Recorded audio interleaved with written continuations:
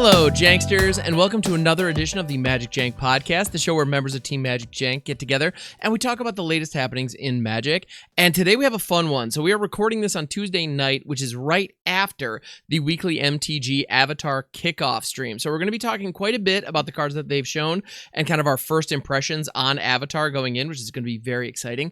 Additionally, on Tuesdays is when Magic Arena does these big updates, and today they introduced a Power Cube. So we now have the Power 9 and all kinds of incredibly powerful cards in a curated cube, kind of like a vintage cube style situation on Arena. So we want to talk about that as well, which is going to be a ton of fun. So I'm joined by two lovely gentlemen. We got CarloMTG in the house. Hello, my friend. How we doing? Oh, keeping busy and playing Magic all at the same time. Heck yeah, dude. And thank you for making the time for us tonight because, we didn't think we were going to get you because you've just been insanely busy with everything. If you've been wondering, hey, where's Carlo? Dude, he's got plenty on his plate. And today before recording, we appreciate you just reaching out. Be like, by the way, I'm going to be home in 10 minutes if you guys want to wait for me. Yes. Dude, absolutely. So thanks for making the time, man. Yeah. Of course. And then we have also Damien F16 in the house. Damien, how are you doing, man? Good to see you. Yeah, doing well. Thank you. I am glad to be playing Magic again. I haven't played Magic a lot. We talked about this last week. Lately, with Standard being kind of dead and then them abandoning Pioneer, blah, blah, blah. Haven't played a ton of Magic these days. So today was that cube. The cube dropped. I played Magic all day, got a bunch of powered cube drafts in and had a blast. So yeah, I'm enjoying it. But how about yourself? Dude, what's up? I'm doing all right, actually. Yeah, so that play that I was doing just wrapped this past weekend. So my evenings have already been just open, and I'm just kind of I've gotten to 6 o'clock and just been so next up I got to go up to. No, I don't. No, I guess I just sort of. Yeah, so it's different coming out of all that. But anyway, life is good. So I have no excuse for not uploading more stuff to my YouTube is basically what I'm trying to say. But but as a result, you got to take a break. You were busy, now you get a little break. It's fine. You got sure. Let's go relax. With that. No, I'm not feeling that. Anyway, so so you took a bit of a break from Magic and you've gotten back in. I want to start with the Power Cube. Because you definitely got quite a few of those in today, if my lurking was to be believed. And I have not touched the Power Cube yet. And so, Carlo, you got one of those in as well, right? I want to hear from you guys on it. Yeah.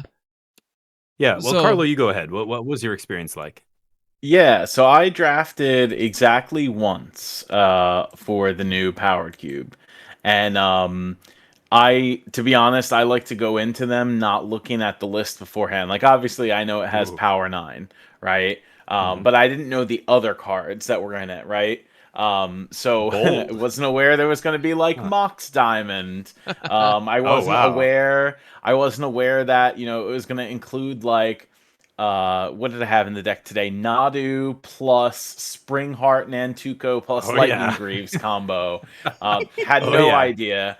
There was Mystical Tutor, lots of sweet things. So I built a blue-green deck, as one probably should, and had a bunch of Birds of Paradise, Utopia Sprawl. I even happened to, and my pick one was actually Prophesidic Memory, followed by Enduring Curiosity, and I was like, well, this is good enough in Standard. Surely it's okay in the cube. And the answer is it is okay in the cube.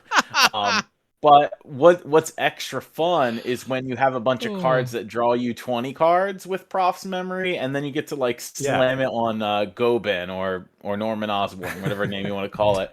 I did, however, draft Atali Primal Conqueror, and as a result had to splash for it since I had a bunch of ramp. And turns out Atali Primal Conqueror just wins games when you can cast it on turn 4. In Vintage Cube, where you're hitting massively powerful stuff, yes, Atali's solid. Right. I had Atali in the deck. I think Cam was watching me. We went 3-0 with that. I did see that. Yeah. So there's some interesting. So to clarify, did you play best of 1 or best of 3? I played best of 1. Best of 1. Okay. Yeah. So it's an interesting wrinkle, I think. So I played. I think I did 4 drafts today. The first one was best of 1. And then I did all best of 3. After the best of 1, I quickly realized, unlike, every other format I play is best of 3, except when I draft. And a lot of people come into my channel and say, Damien, you always crap all over best of 1. You say it's not real Magic, blah, blah, blah. Why are you playing best of 1? And I said, well, it's honestly, I would love to play best of 3, but the fact that it's not ranked means I'm literally just leaving equity on the table. I'm getting less rewards, and I'm not getting my rewards for ranking up and all these things, right? So I tell people, you got to play best of 1. However, with with Powered Cube, the games are so swingy that just giving the Powered Cube decks the hand smoother is already like too good. Like, it's weird. I did one draft and like it just came down to the die roll every time. Whoever won the die roll basically won the game, because the hand smoother meant that you didn't have these awkward draws and everybody's deck is busted, and it was silly. I really strongly recommend for the people listening, I would recommend you draft best of 3, especially in a cube this powerful, because there's so many crazy combos. So you didn't know any of the combos, Carlo? You didn't look any of them up or anything, like all the 2-card, No. 3-card combos? Wow, interesting. Okay. That's bold. That's awesome. I love it, Yeah. man. Because there's so many, and it's so, you got to kind of know them ahead of time. Otherwise, you don't know what to pick. At least I don't. I've been drafting Vintage Cube for a long time, but if you're new to the Cube, there's a list of combos. You can look them up. Don't use the Vintage Cube list, though, because there's a bunch of combos missing from the Vintage Cube to this Arena Powered Cube. The Arena Powered Cube feels like a powered down Vintage Cube. It's 434 cards out of 540 are matching the Vintage Cube. So it's over 100 cards. It's about 106 cards different. The big issue I had was they color balanced the cube. So they decided to put equal numbers of every color in the cube, which meant some colors had to have a bunch of stuff added. Blue basically didn't have to have a ton of stuff added, but like certain things, black cards, like there's a bunch of stuff they couldn't put in the cube. We talked about this last week a little bit, but I made a big mistake. I said that alchemy cards I'd heard or read somewhere that they were going to be in there. I had to put a correction on the video saying alchemy cards are not in this, which is a huge relief for a lot of players. Nobody wanted to play with them.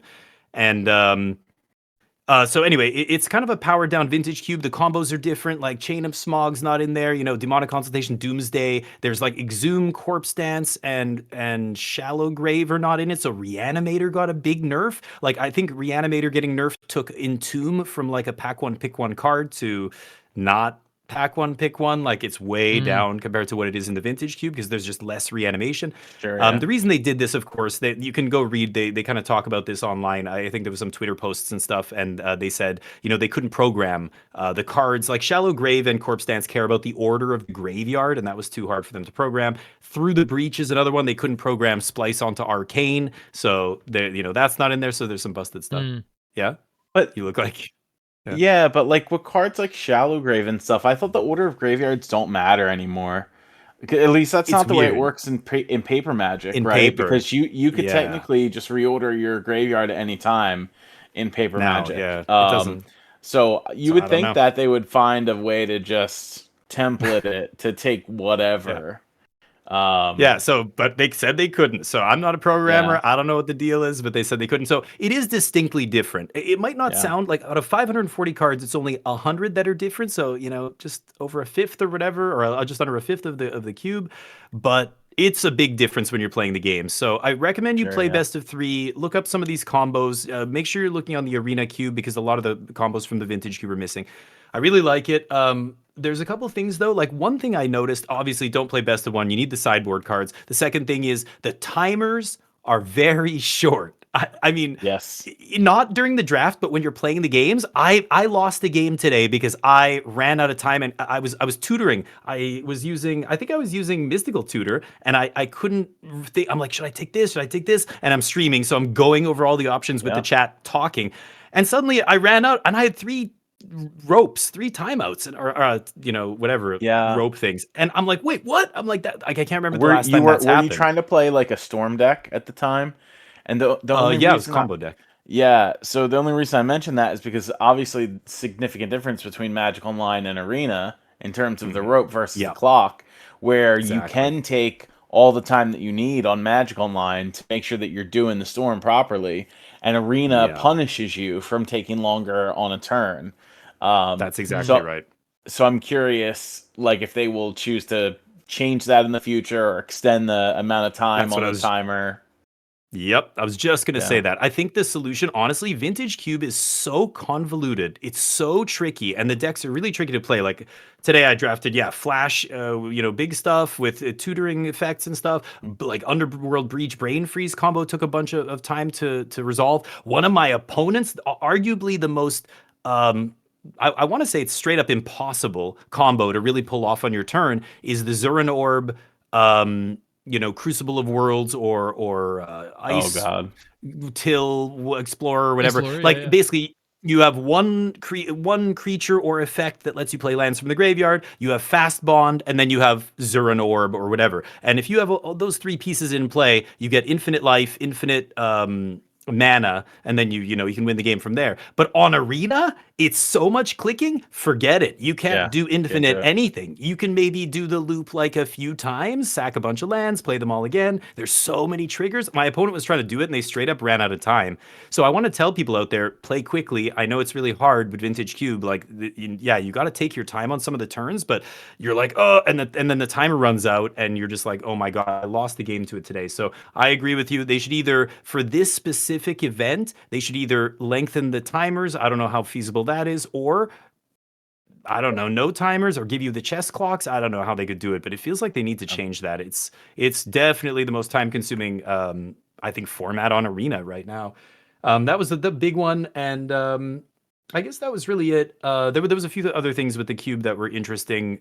They give out these cube packs if you do well enough in the cube, and they're weird. In the announcement, I thought they were supposed to be all card. Each cube pack is a 7-card pack, and it's like 2 rares or mythics, and then a bunch of other random rarity or commons or uncommons or something like that, with a chance to have one of them be something. They went over it, but I swear in the article they said it was going to be cards from the cube. But I opened a bunch of these cube packs today, and none of them had cube cards in them. I was like, what? Oh, because they're releasing them at certain spurts, so not all of them are in the prize packs. So I don't know if it said that in the article. I remember when they came out with the original announcement about this powered cube, that they said that they were using it as a medium to get some of the older cards onto Arena. You can only open some of them, and then there was a list of cards they pre-banned in Historic at that time. so do we know what can you'll you be open? playing. Did they You'll be say? playing with cards that you can't get in the game. At least not yet, but eventually Oh, they will release them onto Arena. right. Like I knew the cube cards that I'm playing the cube drafts with aren't craftable. I knew they were going to release them in spurts, but what exactly is in the cube packs now then? Are there some that are?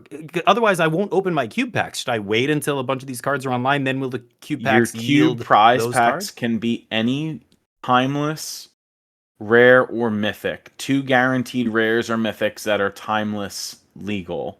They're not So yeah. specifically curated from new cards from the cube.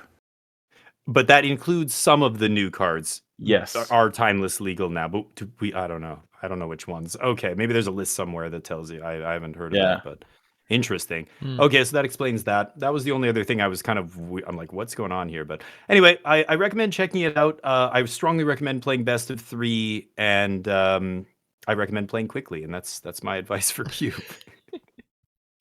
Otherwise, watch some Excellent. LSV videos. Cube is very complicated. It's a very rewarding, very awesome format, but you got to do your homework or you're going to get steamrolled. There's a lot of powerful stuff going on, obviously. So, yeah. So you're saying my plan of just burning a draft token tomorrow and just hopping in more or less blind might not be a good idea? I mean, will it make would jump in interesting blind. content? That's the Yeah, sure. And your chat might be able to help you out. But how did you do, Carlo? How did you end up doing with Simic? I think I got Italy? to 4 wins or something like this. There was just like too many games where I kept like a 2-land hand and like a Mox or something, and then just didn't draw more lands. What power did you have? Not for nothing. I think also, okay, when you are doing this on Magic Online and you're playing the actual Vintage Cube, you know how you can replace your lands for the 0-cost Moxen, right? So if I draft like Mox Emerald, that's 1 less land I have to play in my deck. Right. Playing an Arena's best of 1, because it has the shuffling algorithm, screws that up. I That 100%. makes I mean, sense. it might not, but I feel it does because Makes if I sense, only yeah. play 14 lands in my deck, because I have 3 Mox, including like Mox Diamond, the shuffler is gonna fix the hand how would be the best, in it that's reliant upon me having X amount of lands in my deck, so I can't screw it up. Yeah, that's a So good point. yeah, Yeah. No, you're right. I think the hand smoother really throws it off. I think the smoother throws almost every format off, but it's exacerbated here. Like it's really pronounced. Like you can tell. That's a great point. Yeah, if you have Moxen in your deck, or again, just combo decks benefit from a hand smoother, right? I mean, any crazy, and vintage is just full of them. So having, you get to kind of skimp on mana and stuff. That's a good point. So I don't know. I'd like to see. Well, I recommend people play best of 3, but I'd like to see them increase the timers as well. But yeah, the hand smoother. So best of 1 vintage or a powered cube is the Wild West basically. Yeah, you're gonna face some really banger decks. But that's enough about vintage. Or God, I can't stop calling it vintage cube. That's enough about powered cube. I want to talk about Avatar. So I was busy drafting. You guys were hanging out, watching the show. I didn't start. So this show was going on while I wasn't even streaming. But you guys were doing a watch by Ham. Ham, you did like a. What did you do? Yeah, a co-op? so I actually, it's not uncommon on Tuesdays for me to like raid into the weekly MTG, but today I was able to actually like pull it up and did kind of a live reaction and watch as they showed off the cards, and we had some really great conversations in chat about it, and because the designs in Avatar are really, I don't know, they're very intentional, and my impression is they seem pretty powerful. So I feel like we're going to be looking at something more akin. I mean, the immediate question I think on everybody's mind is, okay, this is a Universes Beyond set. Is this going to be closer to Spider-Man or closer to Final Fantasy? And the vibe that I get is definitely Final Fantasy. It looks like a lot of care was put into this in interpreting the property. And I'm also seeing some cards in here that have some potential to be like real powerhouses that might kind of reframe some things in Standard. And so I definitely want to talk about that a bit as we go. Which of course, you know what, I want to start with one that I think is insane, and I want to. I'm not going to bury the lead on this, and I want your guys' opinion on it. I could be totally off base on this, but Ozai the Phoenix King is. So this is the main, like, we're one of the big antagonists in the show, and he's a 7/7 trample firebending 4 haster for 6, 2 black, red. If you're not familiar with firebending, it's a new keyword that when a creature with firebending attacks, you get red mana equal to the firebending value, and you keep it until the end of combat. So that's great for pump spells, any kind of mana sinks, fire breathing effects, any of that. You can use those. Instance, flash, whatever. But Ozai, the Phoenix King, says if you would lose unspent mana, that mana becomes red instead. And Ozai has flying and indestructible as long as you have 6 or more unspent mana. And that is so weird. He has haste and gives you 4 immediately upon attacking. So if you can float 2 more mana somehow after this guy hits the field, he's just flying indestructible and a 7/7 trample haster. And then the mana doesn't go away. It becomes and the mana sticks around indefinitely. Like, that's so weird. We're talking a 6-drop creature. Cool. So is that unplayable in Standard, or is this nuts? Well, a few, go ahead, a few things, right? So the clause that says if you would lose unspent mana, that mana becomes red instead. So powerful. Remember how that interacts between phases, right? Mm-hmm. So it becomes red instead, but it doesn't remain unspent at the end of your turn or something like this. So meaning when you move from the combat phase, so you attack with this creature, it creates 4 red mana, because that's what firebending does. If you don't use that by the end of the combat phase and you move over to main phase 2, it then becomes red mana. But you have to spend that mana during the second main phase. Right. So I think this card's going to cause a lot of confusion. Yeah. It's very powerful in the sense that it attacks, generates you 4 mana for post combat to do whatever you like. I love that. So it's like a pseudo protector for you because you got to spend other mana during your combat phase. But let's say you just float the mana and you give this the indestructible ability, and so all of a sudden you have 6 unspent or floating red mana during that combat phase. You move over to your main phase 2. You didn't have to care about whether or not it had indestructible, and now you can spend it on a spell or an ability or whatever.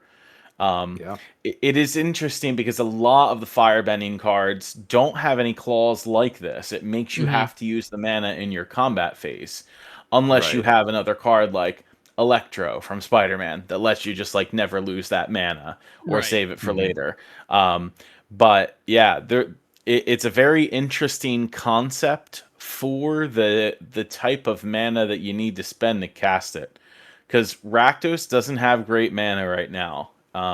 Namely because you're missing Blood Crypt, that will eventually come out in Lorwyn, like we know.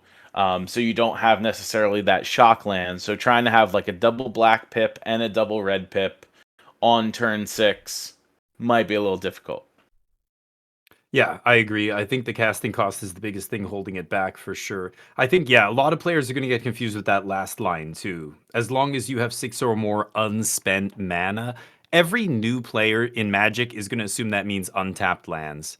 That's what they're going to assume unspent mana is. They're not going to know about it. It doesn't even talk about the mana pool. I think, they got away from referring to the mana pool like the way we used to always talk about, back when mana burn existed, it made you had to track the floating mana, right? Right. But now they don't use that wording anymore. I never hear them refer to the mana pool anymore. What they should say is any unspent mana in your mana pool becomes red. And then any unspent mana in your mana pool makes him indestructible. But when they don't say mana pool, it's going to be very, very misleading, like you said, especially for new players. But I think anyway, part of this is the problem of these cards having so much text on them. You start getting rid of the reminder text where you do need it. Like you can make the argument that, okay, well, this is a mythic. It's not a common, uncommon, rare, whatever, which might be more akin to having reminder text on it. For example, a lot of the other cards, including Firelord Zuko in the set, have the reminder text for what Firebend does. Ozai doesn't. It just has Firebend 4. Same thing is true on the Avatar Aang card, right? It just has the Firebend and the number, but no reminder of what Firebend does. So you have to learn from the other cards in the set that you're playing with, 1, what the ability does, and then 2, for Ozai, you have to understand that your mana is just moving over into the next phase. But you also have to know that doesn't mean it's around forever after the second main phase. So you have to read up on like the rulings of these cards before you play with them. Now, at the competitive level, you and I, if we're playing at RCQs or whatever, we know what this is because we understand the ways in which the rules are at the competitive level. We probably understand rulings a lot more. It's going to be super confusing for people at the pre-release because there's no reminder text on the card. And what a set like Avatar wants to do is to bring new people into Magic, right? It's the whole idea behind most universes beyond properties, I would think. And I want somebody who's never played Magic before to come to the pre-release. And if they open this card and don't understand what the ability does, it's going to be a little difficult. Some lessons are it's hard to learn. You gotta fall down a couple times before you realize. Okay, I see what you did there with the lesson pun. We'll get there. Yeah, absolutely. So, okay, on the topic of confusing details, I want to talk about another one that is going to be that's going to impact Commander players more than anything else, right? So feel free to all right. So there's Azula is another Firebender in the set, and Azula Cunning Usurper is a 4/4 for 2 blue black with firebending 2. So this is a Dimir creature that can produce red mana, which that's weird. That already is kind of weird in its own right. And there's more text on this card. I'll get to it, but I want to talk about the firebending for a second because Commander players, you might think, oh, this is a Grixis legendary for the purposes of Commander color identity. It is not, because firebending is keyworded, and as a result, the pips are in reminder text, not on the text of the card. It is very similar to the extort situation. And so as a result, I think this is just dumb. I'm sorry. I hate this ruling beyond anything I can express in words. And it's always bothered me with extort, and it's just bothering me even more. If they had never, like, if every single card that had firebending was just red, this never would have come up. But they made a Dimir version just to make this annoying. Why is this a thing? And I'm looking at the alternate art, and it doesn't have the red symbols. So the Azula Cunning Usurper that has the borderless art and stuff doesn't even have the reminder text. I'm not sure why, but there's no red symbols there. Maybe use that one, and then no problems in your commander group. I guess everything's fine. Maybe that's why. They want you to buy the special one, Ham. See? That's how that works. Just to make it less confusing. Your commander group gives you crap. Yeah. Color identity is a sticky wicket. It is what it is. But I find this silly. Like, that was the first thing I thought when they flashed this. I was like, no way. I mean, oh no. Yeah. Funny we're talking about this.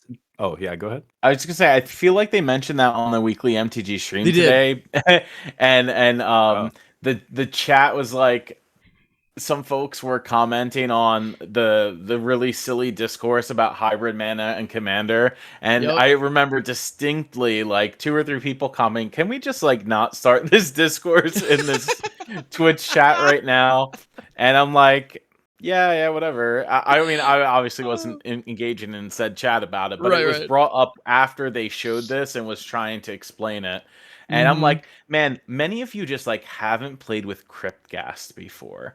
And in terms of extort being in the reminder text, like people playing Cryptghast and mono black decks, and the controversy that caused back in the day, right? Why can't I only play this in the Orzhov deck?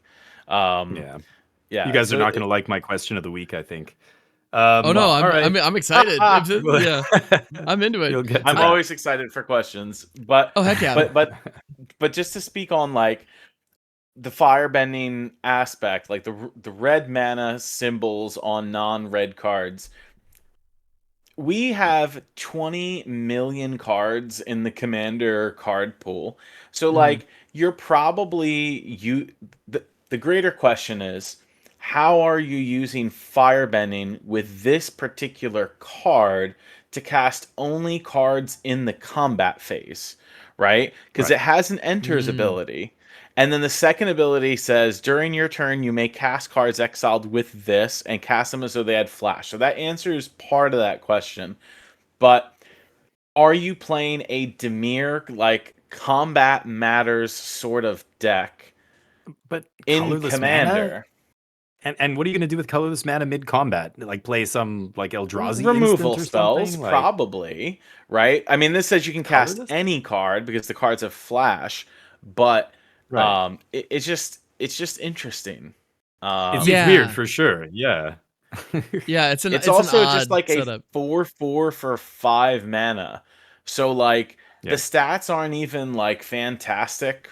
No. For like and you have to attack playability to get the triggers. So theoretically, you have to be you have to be engaging in combat. So that's Well, I mean, think about it. Her second ability though is where you spend the mana, right? You can spend mana of any type, so you can use the red to actually play other colors worth of mana, right? When she does her thing. That's right, but. It is weird for sure. Sorry, what were we going to say? The enter trigger on Azula Cunning Usurper is when Azula enters, target opponent exiles a non-token creature they control, then they exile a non-land card from their graveyard. So you're stealing 2 cards from them theoretically, but they get to pick which ones. But there is a creature. One of them is a creature that they've already put on the battlefield. So.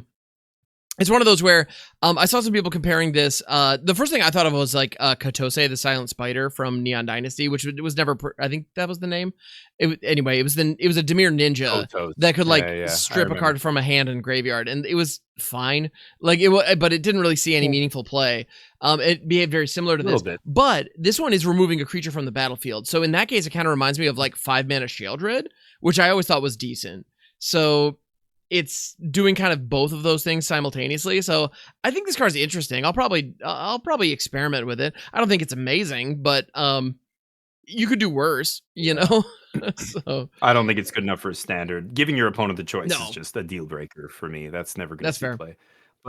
But for commander and stuff, it is interesting, the red symbols and all that whole debate. And I didn't even think about that for this card. But I could also see this card in just a different, like, not the general. This is just another card in the commander deck, maybe your Grixis deck, and then you could put that red mana to use. But in the 99, you guys are totally. talking about. You're talking about as a commander specifically. It's kind of weird. Yeah, totally. I agree. Yeah, interesting. I want to talk about this Black Wrath. There's a Black Wrath. Holy crap! There is a Black Wrath. I didn't get to see any of the spoilers, so I'm just looking now. Day of Black Sun. Kind of a sweet name. I like that. It's pretty metal, yeah. Do you want to? You're the. Oh, if you've got it up, by all means. Reader. Oh no! Day of Black Sun is black X sorcery. So black pip X colorless. Each creature with mana value X or less loses all abilities until end of turn. Period. Destroy those creatures. Period. So 4 mana, blow away all the 2/2s in black. Like, black doesn't get a 4 mana Wrath very often, and there's so many powerful cards at like 3 and less mana. Like, it's an interesting one. Losing the abilities means it kills, for 6 mana, you can kill the, Enduring Curiosity, stuff like that won't come back. But anyway, it's kind of interesting. It's another Black Wrath, and whenever they print a black sweeper, I kind of always pay attention. We have Deadly Cover-Up, we have this, and there's, I think, one more X one from EOE. But this could be interesting, especially as a sideboard card in a black deck against aggro, like against mono red. For 3 mana, you might get like a 2 or 3 for 1, or for 4 mana, that's like a Day of Judgment in black, or like a Damnation basically against aggro. That's pretty sweet. Anyway, it's not going to be like standard breaking, like format defining or anything, but that's definitely a card that every black mage should be going, oh, might be good in the sideboard, because we don't have a good cheap black sweeper in standard. They're all 5 or more right now, right? I'm not sure. Yes. The EOE one makes aside from Split Up. Well, that's white though. Yeah. Oh, and black. Yes, that's correct. Yeah. Black specifically, getting a cheap sweeper is rare. We had that Path to something. What was it called? It had like a white kicker or something. That's the one. It rotated. Path of Peril was solid. That was a good one. Yeah, because again, it cares about casting cost. It's like Temp Lock, right? But so this is kind of anything that cares about casting cost in this day and age, where everything is, all the super cheap stuff is so powerful. You need, that could be a sweet sideboard card. Anyway, just wanted to mention. And if you think about the current VV decks, I mean, the Makos, the FOMOs, like, part of the problem with trying to use the -X sweepers on those is they just become gigantic, like, so fast. I know I've been trying to use Scavenger Regent as a sweeper in some of my, like, black mid-range decks, and it's just, it never, even when you're ramping, it's tough to keep up, so keying off mana value is huge. And removing abilities, that also removes Indestructible, it removes like Blood Artists, those effects, all of it. So right. So even against like a Sephiroth deck, playing 5 for this might be preferable to a Deadly Cover-Up, because they don't get any of the death triggers. Like, that's kind of nuts. So anyway, I'm here for it. Maybe in the sideboard. What's next, Carlo? Pick one. Go for it.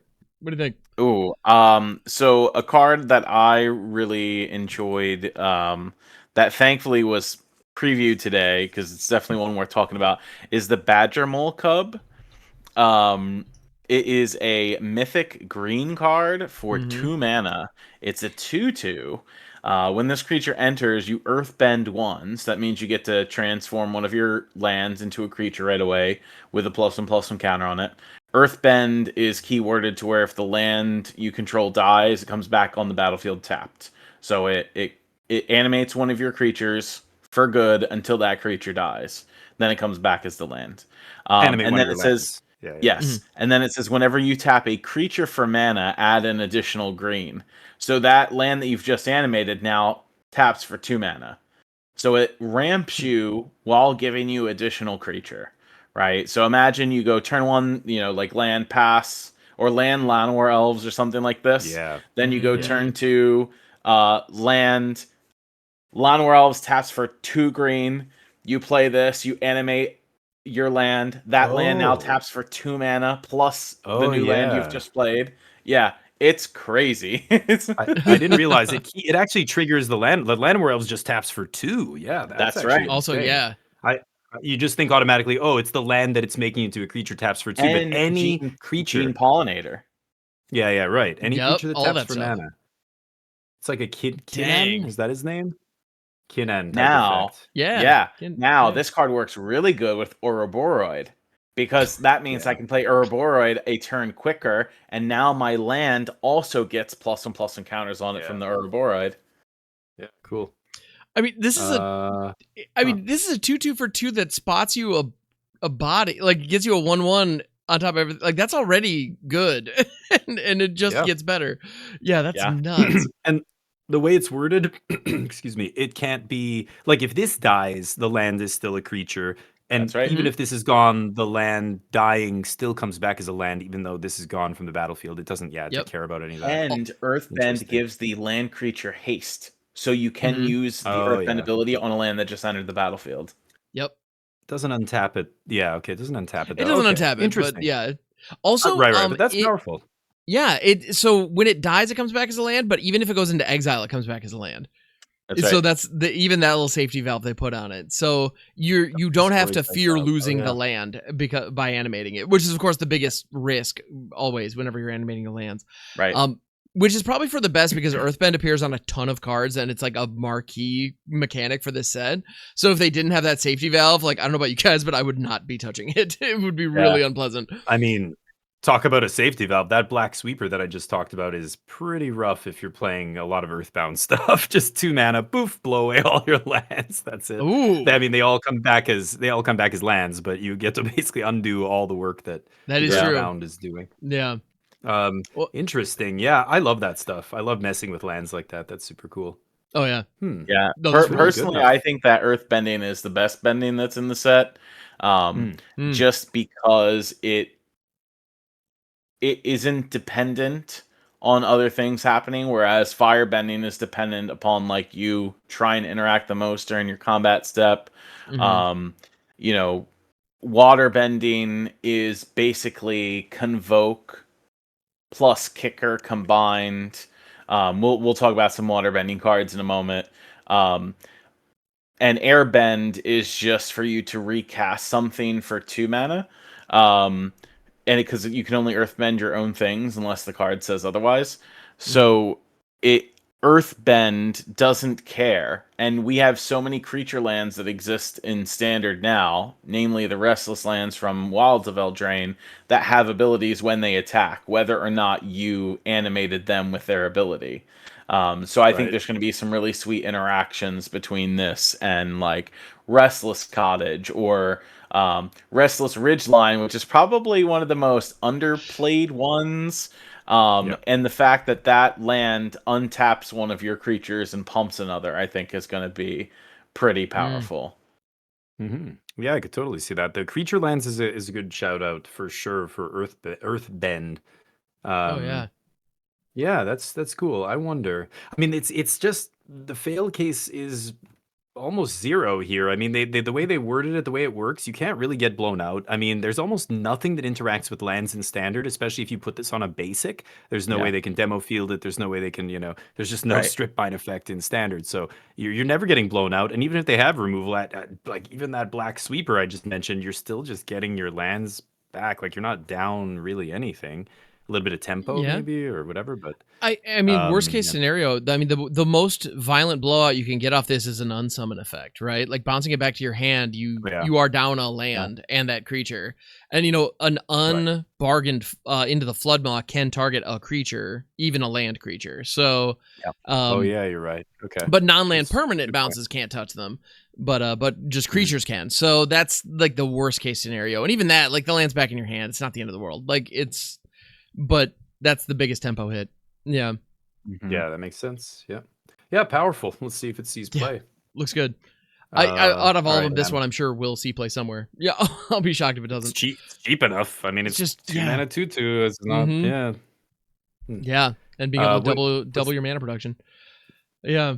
What do you like, Cam? Pick another one for us. You mentioned you alluded to the fact that there are lessons in this set, and we do have so there are spells that are typed lessons that are compatible with the old learn cards from Strixhaven, but Avatar itself will not have any learn cards in it. So the idea of the old school lesson boards, we're not going to be getting back to those, at least not yet.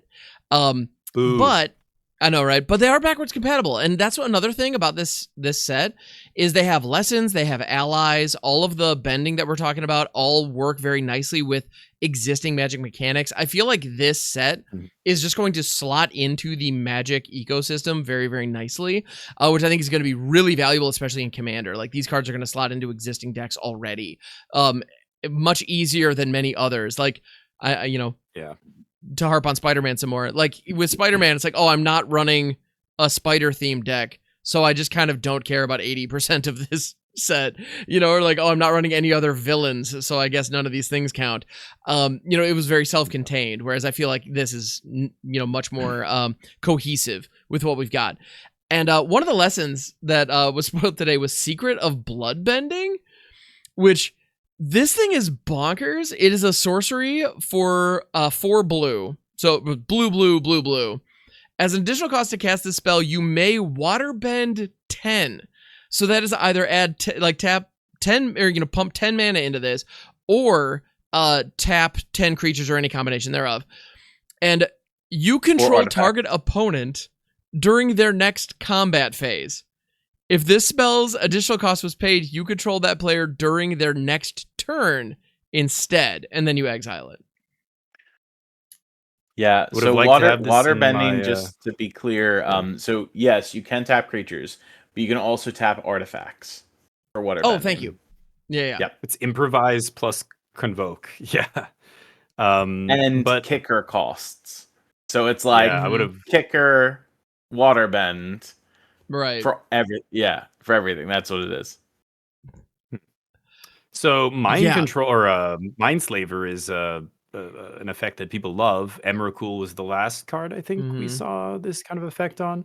The second coming of Emrakul, whatever it was called, from Innistrad. But I don't know. I mean, do you think this is... So 4 mana to control their combat. How powerful is that? That's pretty good. I think that's quite strong, because you can deliver inopportune attacks. Obviously, that's one thing. And anything that they have with flash or any other mana sinks that can be activated instant speed, you have access to all of those. Plus, you do see their entire hand, so you can work with that. You can still tap all of their lands, float the mana, and then keep moving into their post-combat main. So, I feel like the opportunity... I don't know. Every time I've taken control of somebody, using a Mindslaver style effect, it just becomes a puzzle, and this gives you a little bit more restriction. I do wonder what's the main value difference between controlling them just on their combat phase versus their whole turn.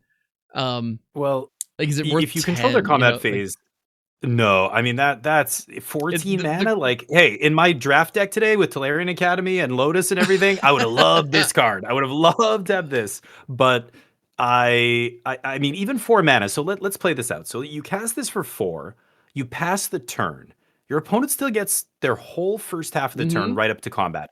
So they know that you're going to control them over combat. So let's say they have spot removal, they have anything. They're going to try and play as many of those cards as they can before they let you take their turn. If they have, instant speed removal in their hand, target player draws a card, anything like that, they know you're just going to jam it. This is powerful because this does let you do all that, but you can't do it before your opponent has a chance to dump their hand, or at least, I don't know, get rid of the most punishing things that would be good against themselves, right? So, I don't know. It's still pretty powerful.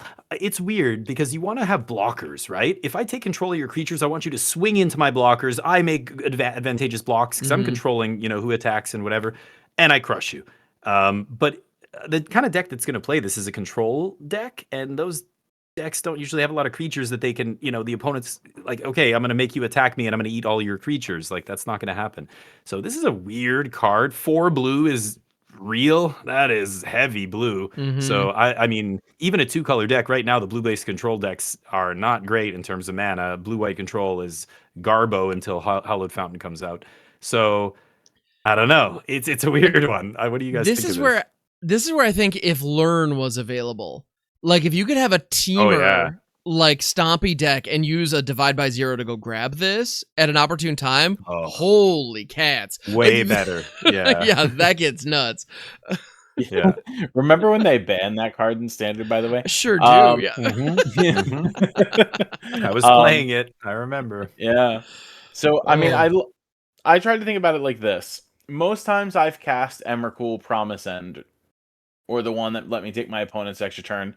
It almost always was only beneficial during the combat step, because you would want to like wipe your opponent's creatures, right? Or like have your creature attack into their Emrakul, or their creatures attack into your Emrakul, so on and so forth, and you would destroy a bunch of creatures. Most of the time, it only did that.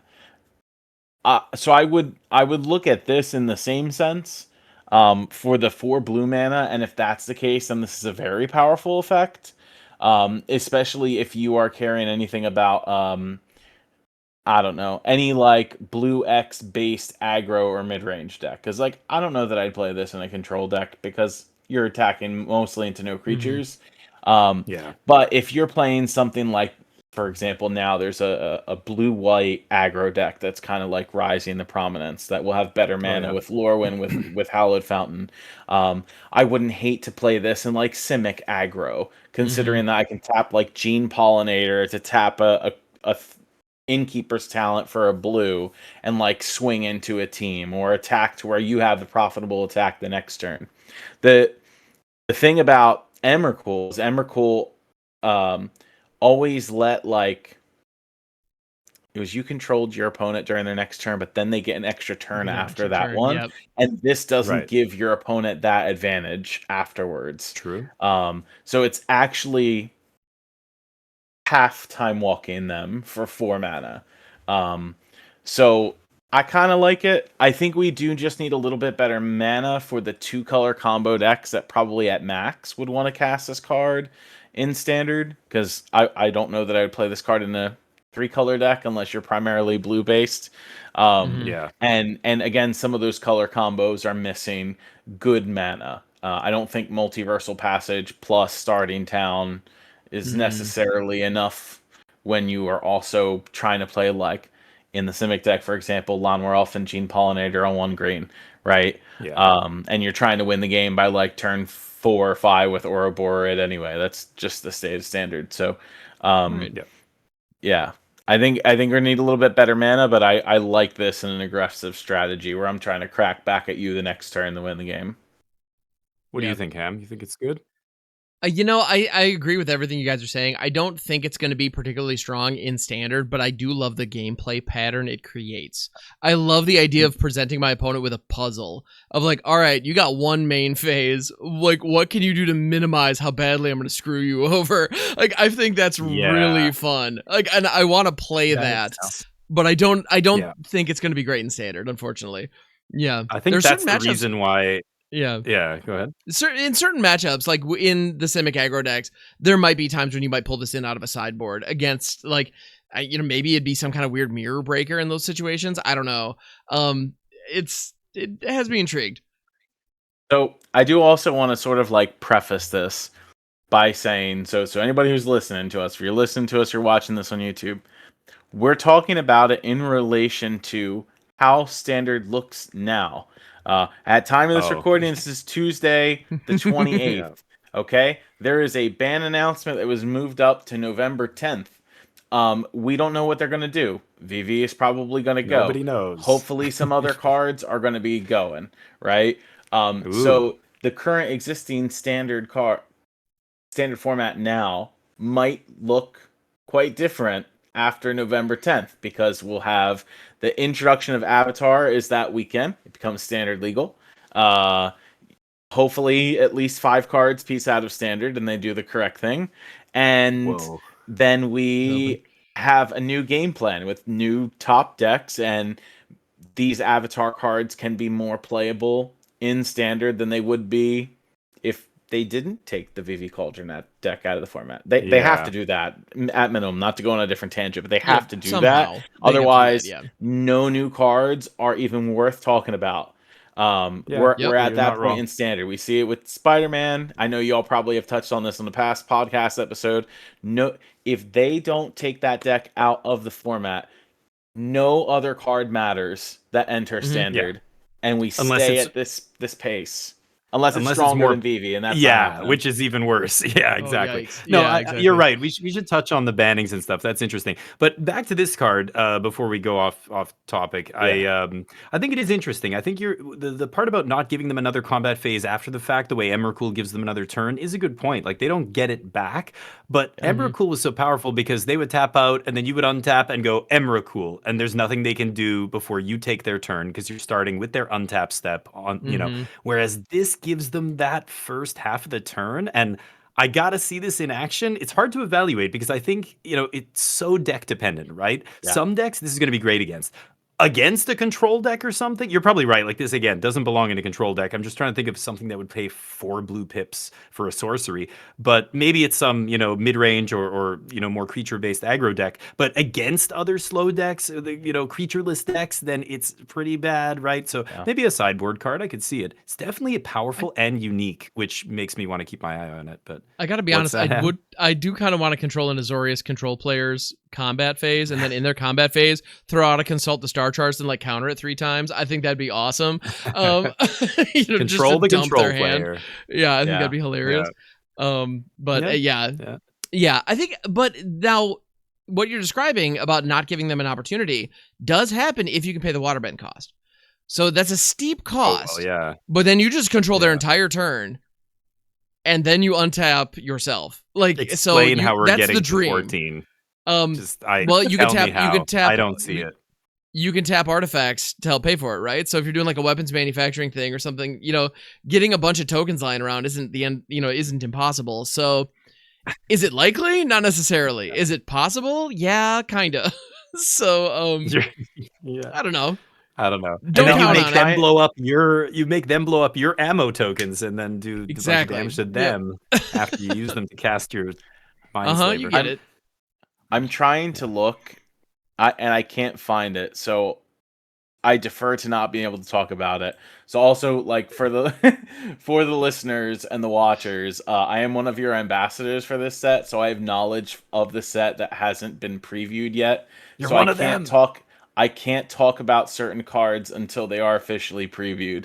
But there are other cards that interact with that card positively. So when we come back to the next week's podcast, excellent. We will. There are reasons why these water bending cards cost almost insane amounts for the extra kicker. Because there are cards that are yet to be shown, and I think it enables other combos that you will be able to play in Standard. I've sort of alluded to the fact that there is like a blue-white aggro deck that has been rising in Standard that would have lots of creatures and artifacts, aka Novice Inspector, Spyglass, Siren, all of those things make artifacts that make waterbending better for you or easier for you to cast. But there are still cards that have yet to be previewed that positively interact with these cards. So excellent. You'll have to come back for the next podcast. Yeah. Sounds good. Yeah. Like and subscribe so that you get notified when we when that goes live. Excellent. Awesome. So, Damien, did you find another one that you wanted to talk about? I kind of like going around the horn. This is delightful. I don't see anything jumping out at me, so you can skip me I'll come back to it if I see something. That's quite all right. What about you guys? So Carlo, what's the next one you want to chat about? So why don't we go talk about another mythic that was previewed before the preview stream today, and that is Sozin's Comet. That is another. It's a mythic. It's red.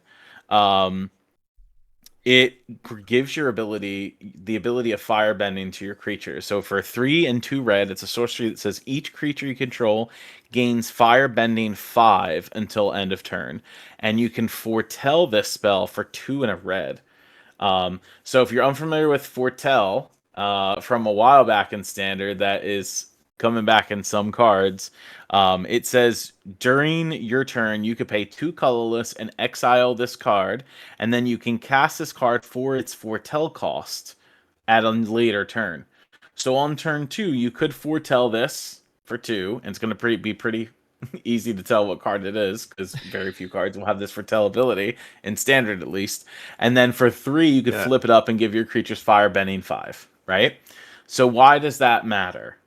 One, there are like infinite red 1-drops now, right? 1-drops, 2-drops, whatever you want. Bunch of cheap red creatures in the aggressive decks. So if you give the ability for all of them to firebend 5 on attack, you're floating that mana during the combat phase, and all your red cards are completely castable during the combat phase.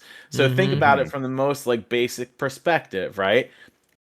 This kicks a burst lightning when one creature attacks, right? To deal 4 damage. You can cast any number of like lightning strike, shock abilities that you want, pump effects like full bore. You just saw that won the Star City Spotlight series. Spider-Man was a red based aggro deck. Rakdos, whatever, for Callous Sword. And it cared about Leyline and casting these cards. Imagine attacking with your creatures, not having to have any mana up because you foretold this card early. You attack with your cheap 1-drop creatures. They float the mana you need to cast the spells and duplicate them with Leyline of Resonance. One is kind of bullshit, if you ask me. For real. But two, there are red creatures that pump themselves. Specifically like Burnout Bastronaut, which is an amazing 1-drop, and you could just pump all the mana into this guy, and it gets double strike when you're at speed 4, or max speed, whatever. This Sozin's Comic card is crazy to me. I'm sure it does way more in Commander than what I am thinking, but talking from the standard perspective here, being able to cast this card for 3 mana and swing at my board and generate like at least 10 mana on turn 4 seems kind of bullshittery. I'll just say that. Potentially nuts. Absolutely. Well, no question. Yeah. I don't know. I mean, again, is there an instant speed fireball? Then I'm in. Otherwise, like, what's the best thing we can do mid-combat? I mean, even kicking a burst lightning or those kind of things, like you're already going to do that in red eventually at some point. You don't need to dump, because even if you do it all like by turn 4 or whatever, you're not going to kill them with that. Unless you have some way to give the guy doubles. Like if you pump the 2-drop, that's a great outlet because that doesn't have a cap. You can just go pump, and then use some other combat trick to give it double strike or whatever. But remember, this is a red deck. You're putting cards in your red deck that don't do any damage to your opponent, don't affect the board at all. How many of those do you think you can play in a red deck? You're going to spend turn 2 in an aggro deck not doing anything? Like you're not going to play a 2-drop that attacks or anything? I don't know. Like you go 1-drop and then you take turn 2 off. Whoa. If I'm a control player and my opponent, mono red opponent, goes 1-drop into Foretell on turn 2, I'm like, great. No Emberheart Challenger, no like more beats to my face. Okay, you gave me a break. And then if I just kill your guy, now you can't do anything with this card. Like this card requires other cards to do anything, right? You need creatures in play. But you're right. The ceiling is very high. Like God, 5. So like even just attacking with 2 creatures here, generating 10 is crazy amount of mana. You're right. It feels broken, but you're not generating 10 mana to use on your turn. It's only during combat. It all comes down to what is the most busted thing. World Soul's Rage? No, not happening. Do we have anything that gives... Is there a Quicken effect, a Wilderness Reclamation kind of card that makes everything instant speed? Now we're talking. Otherwise, I don't know, man. I think that's so much mana, but like, what do you do with it?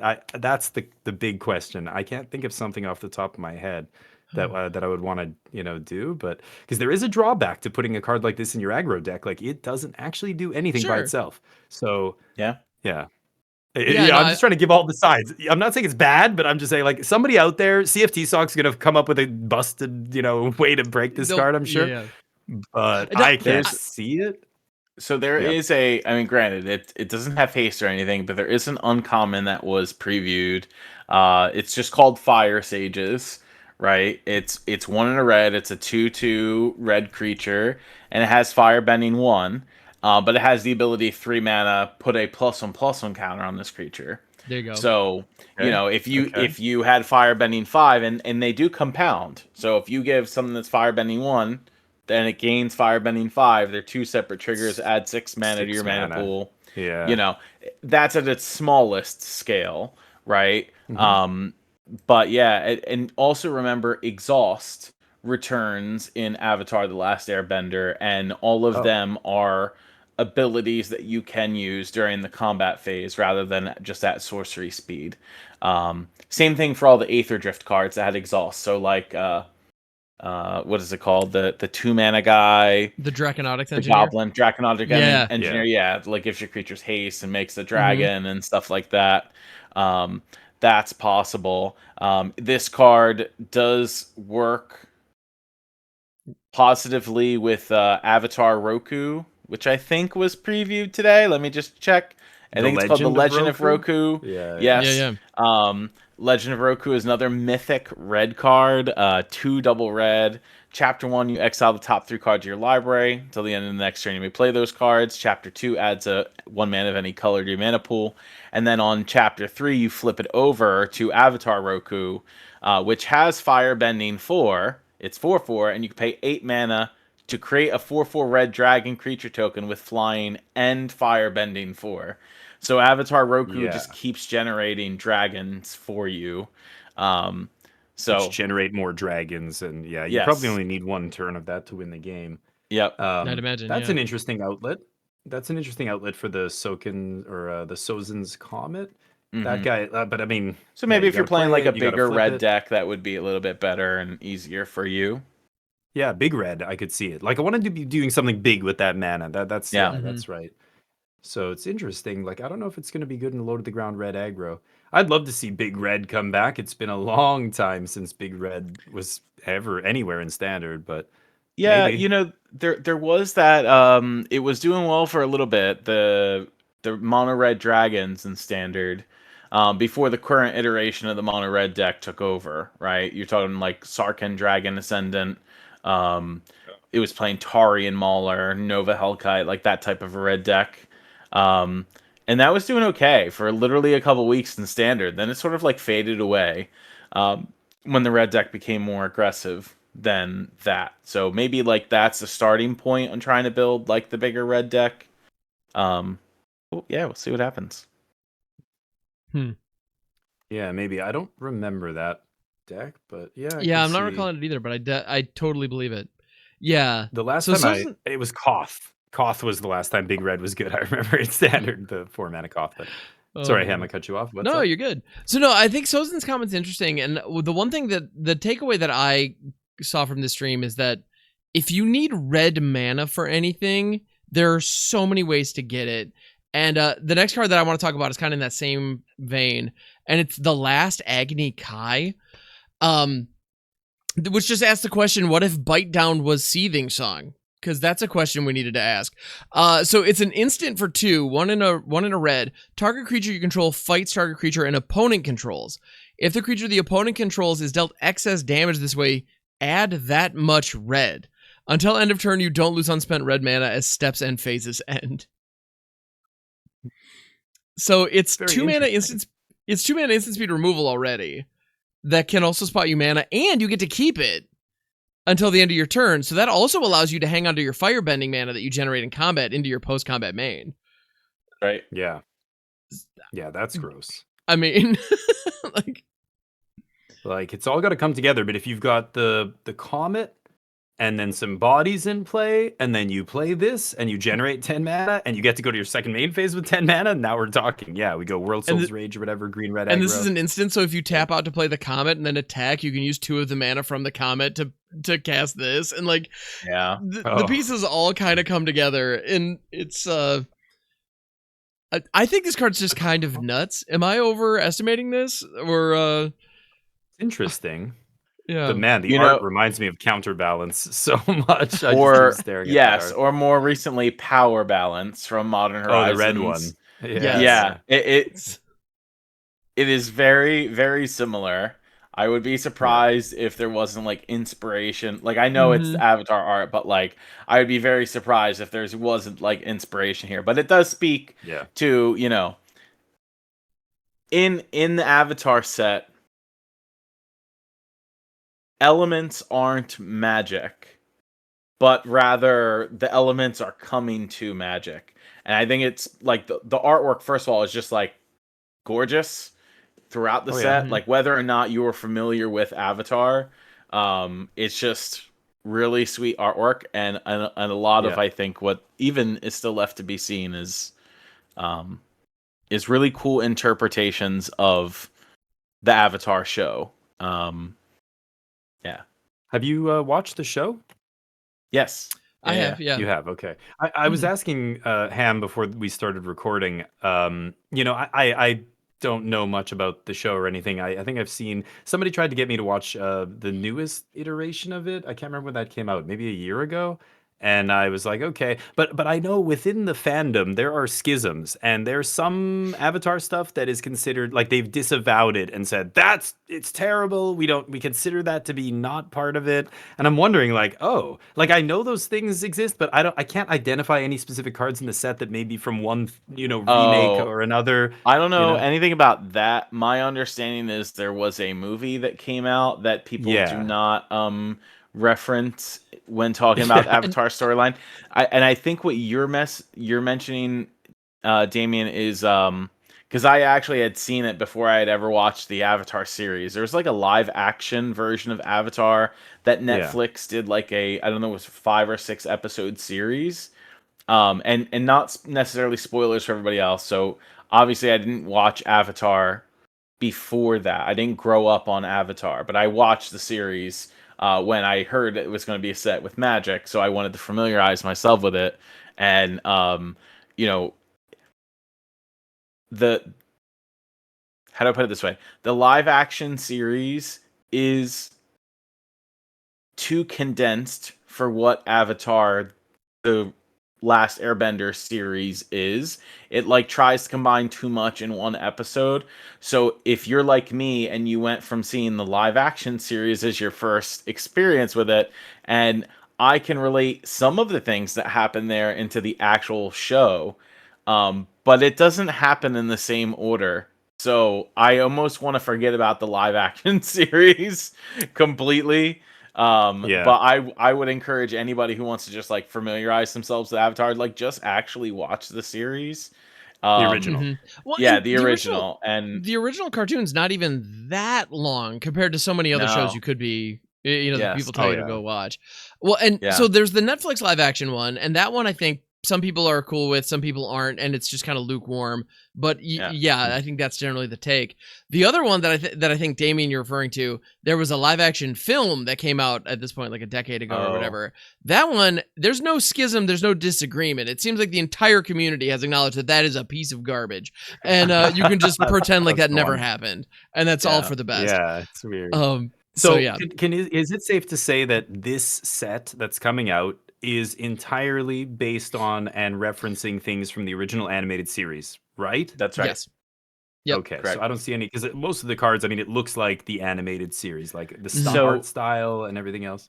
Yeah, so within this set too, there's Avatar: The Last Airbender, which is the main set, right? And then there are the bonus sheet cards that exist in here, that are, for in essence, capturing key moments from that animated series. So if you remember in Final Fantasy how they did the art cards, and I called them the art cards, but they were called I forget the name for them in Final Fantasy. How they did like Battle at the Bridge for like Fatal Push. Like it was certain games got some of these cards, and it was screenshots from the game. So they did the same thing here with Avatar, except it is capturing moments from a certain book. So Avatar is divided into books. Book 1 is water. Book 2 is earth. Book 3 is fire. And then different chapters from that book.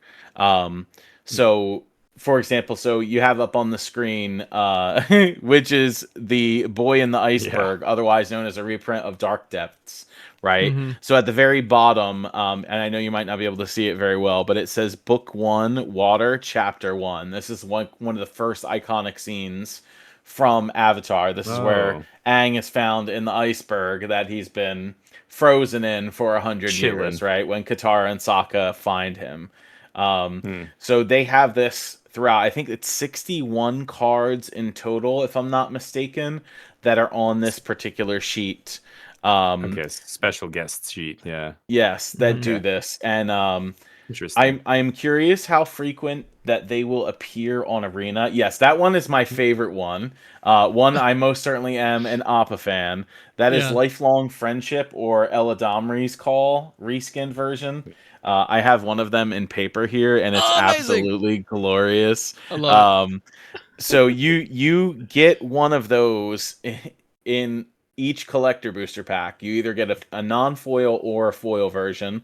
The foil versions are rarer to open, um, but they are also harder to get out of play booster packs. Unlike it was in Final Fantasy, it was pretty easy to get them. It was like really difficult with Spider-Man, and I think it's sort of like medium in Avatar.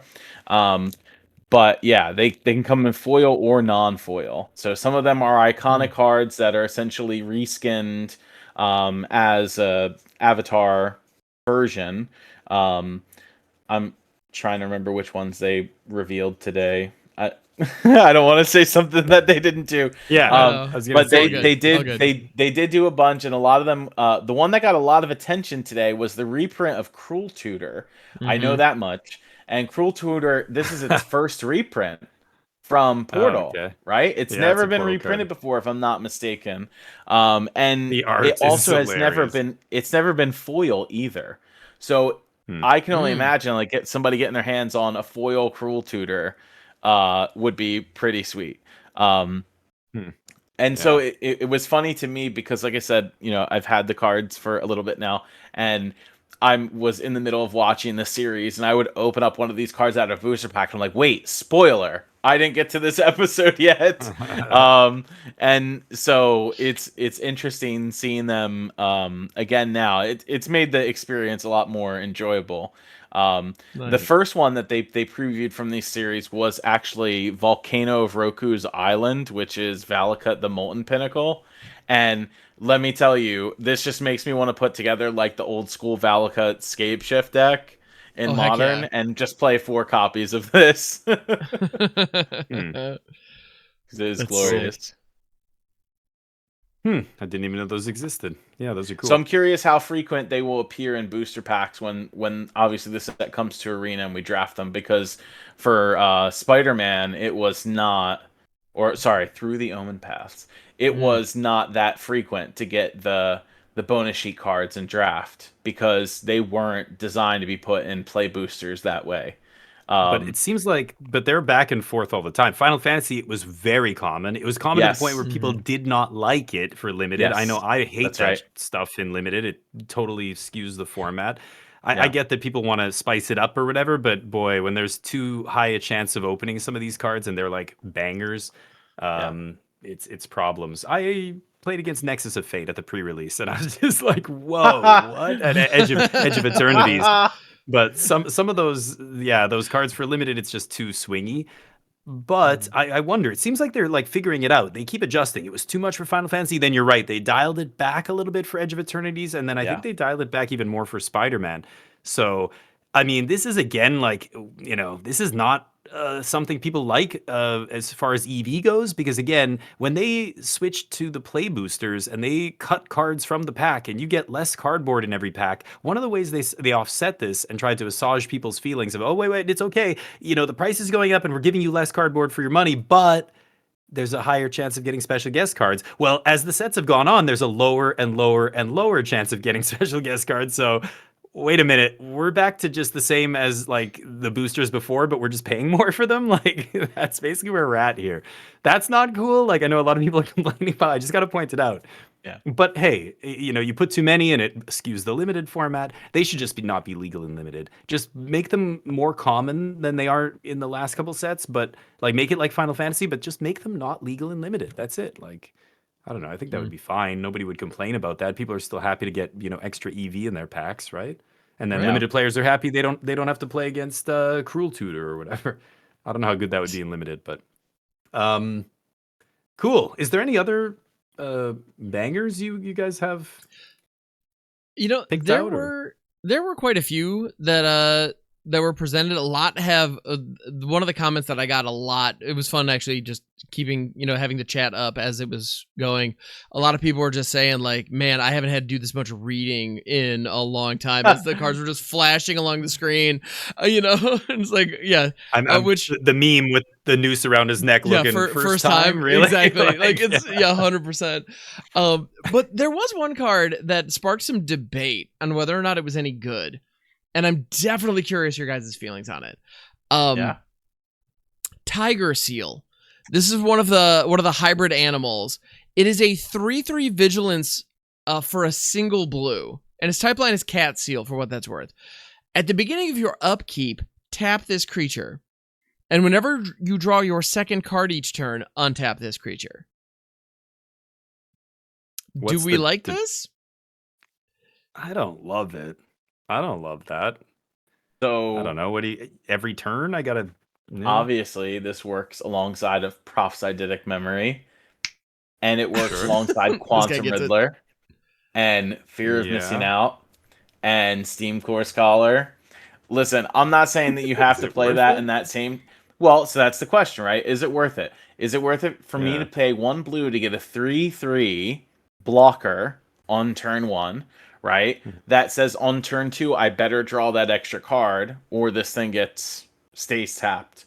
But if I draw that second card on my turn 2, which is totally possible with plenty of cards, this untaps, I attack for 3, and then I have a blocker for the next turn. Is that as strong as Marauding Mako? Probably not, right? But it's still a solid 3/3 vigilance. Now, if Proph's Eidetic Memory is in the conversation and I'm pumping this Tiger Seal to a 4/4 on turn 2, that's just here forever. I don't die to like the -2/-2 Tragic Trajectory from Edge of Eternities. I don't get wrecked now that I have counters by Heartless Act, which is a reprint in this set, uncommon. I don't get wrecked by Lightning Strike or Burst Lightning. So, like, it's more resilient than an early Marauding Mako. I'm not claiming that this card is better than that card, because they are two different things. This also does get wrecked by Shoot the Sheriff, where Marauding Mako doesn't, right? For the same type of mana. So, I think the card is fine. I think it's worth it to test out. But it's already like a card that you want to test in the best deck that already exists. Yeah, so that's kind of hard to make edits to. Yeah. Does it need this? Like, what is this doing for the deck that it can't do already? Like, it's right? Currently, absolutely not. But once the VV Cauldron package goes, there are 8 slots that deck needs to fill if it's going to continue to exist. So does something like this alongside all those other elements we're talking about, does that allow the Proph's Eidetic Memory deck, assuming that card doesn't get hit with the bans, like, does that become its own thing, and is this a part of that? I get to play 8 1-drops in that deck now. If I played 4 Tiger Steel alongside of 4 Marauding Mako, and my 2-drops and my 3-drops and my minimal 4-drops in said deck draw me extra cards, then 100% it's worth it, right? Because now I've got 4-8. Yeah, it's just. You're right. I if Corey Steelcutter was still in the format, this would be a real card, I think. But because it's so cheap and just triggering Corey Steel and stuff. But like, maybe I could see it in a. It's got to be some kind of really cheap, a lot of card draw, cantrips. We've got Opt in the standard, I guess, as well. Like, what else? Like, some of the best cards to draw. I mean, VV plays 4 stock up. That's not drawing you cards. They play, consult the star charts. Like, a lot of these things don't draw you. They don't say draw cards on them. It's Winter Night Stories does. So that's a banger. Yep. And Profs, like you said, is a great Profs, one. FOMO, all that. Tursa, all those. Yeah. So I feel like maybe. That's the thing, is this reminds me a lot of Fey Cursed, or the Sleep Cursed Fairy from Wilds of Eldraine. I underestimated the crap out of that card, and although I suppose maybe this comment is gonna fall on deaf ears now that it's not seeing play anywhere, but I remember it overperformed when it first showed up, and I remember those first few months after Wilds being really kind of surprised at how strong it was in that standard. We're at a point right now where it's not really doing anything, but I remember it worked well. You know, an overstated 1-drop was more effective than I thought. And so this doesn't rely on sitting around for like 3 frickin' turns or pumping, you know, additional mana into it to untap like the Sleep Curse Fairy does. So I'm wondering, is this a power crept version of that? You know, I mean, I remember the last time Sleep Curse Fairy saw play, it was only because it was in the combo deck with Agatha Soul Cauldron and the green, whatever that thing was called, that made mana. And the reason it was the fairy was so good was because you could make mana, untap it, make mana, untap it, and like go off and combo off. So it was. And then it's not like arena, people were playing it. Yeah, exactly. People weren't playing it to like, you know, put pressure on their opponents. It was just too slow to do that. It was just a combo card basically in that one deck. That I don't know, maybe it was other places it saw play. That was the only time I think I ever saw it, but I know I tinkered with it in some tempo shells, and I remember being surprised at how like it actually worked okay in those. And they never really caught on big time, but I remember feeling like it was stronger than I realized. So I mean, one mana is one mana. Like if you you need to get very little from a card to be worth it for 1 mana, right? So I could see it. Maybe this is, you know, worth it. Yeah, and I don't think it's necessarily where we want to be, but like the kind of interaction that I want to see with this is something alongside, like you put this Phyrexian Arena in play simultaneously, and this just doesn't have a downside. Okay. Anymore. You know, so, and I don't think Phyrexian Arena is necessarily great right now, especially when you have Unholy Annex, but that triggers on the end step, so it doesn't work the way we need to with this. Right. But at the end of the day, if we can get something like that just allows you to draw an extra card at the start of every turn, this thing can get you there. So kind of surprised that it's rare. Is that a rare? I don't know. It feels like it should be uncommon or something. Is that a rare? Does it feel? I don't know. Tiger Seal. I don't know.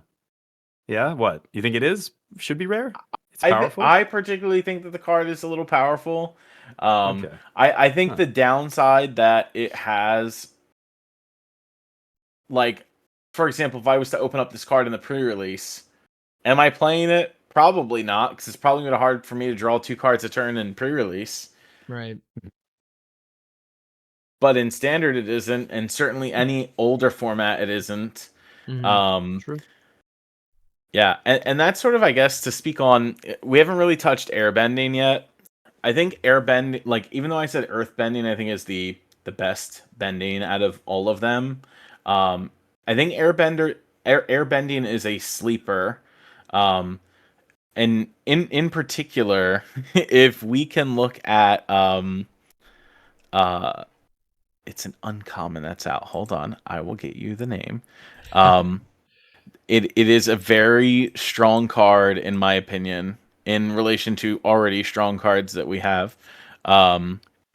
It is called... I think anything that reduces cost is very powerful. I think we've learned that from Domain and from Elementals and from all these things. Like, every time there's a cost reduction effect, you gotta give it respect, right? So whether it's Improvise or Convoke, when you're, you know, they overcost it deliberately and then they give it airbending. And it's like, a lot of times when they do that, you can break that, you know? So just making it cost 1.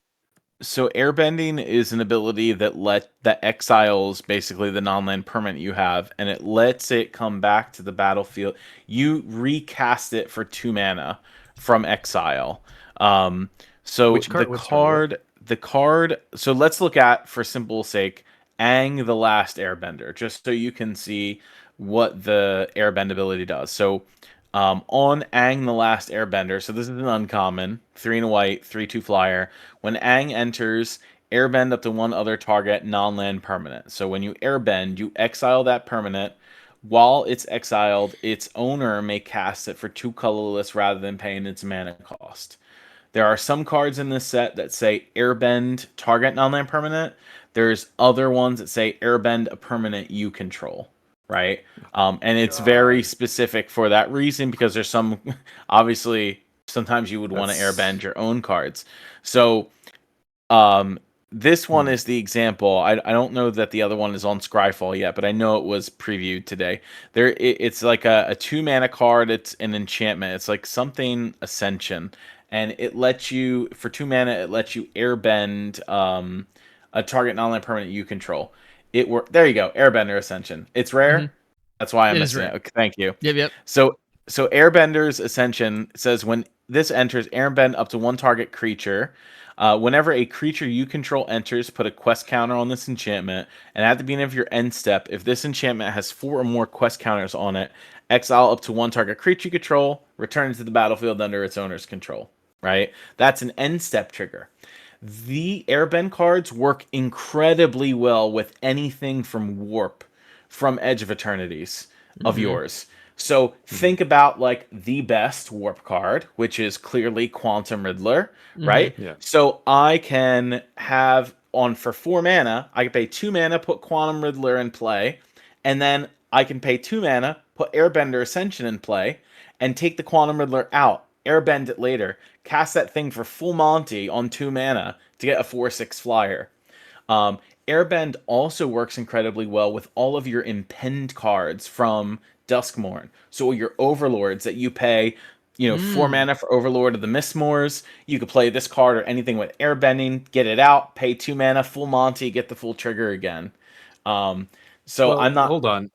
I don't think Go you ahead. can do it with the impended overlord, right? Because this only targets creatures, and the impending overlords are not creatures when they're on the battlefield, yes. right? So with this card in particular, yes, but there are cards that just airbend non-land Any permanents. non-land permanent, yeah. Yes. That's so frustrating. Like I think you got to keep it consistent. When there's airbending that does one thing and then airbending that does another, like that is unnecessarily convoluted. And I'm seeing a lot of stuff like that. Like Foretell. How many Foretell cards are in this set? Just like 1 or 2. There's one with flashback. It's like I feel like the mechanics aren't very well defined. They've just got like a little bit of everything. There's tons of different mechanics in this set. Could be a very complicated set, especially for limited. And like you said, if this is designed to bring new players in, you gotta watch that.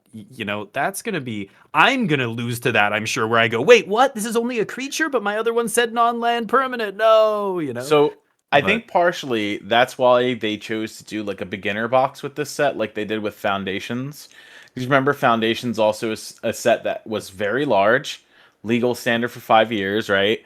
And it made some keywords evergreen again. So like landfall and stuff like that you will just like always see these types of cards.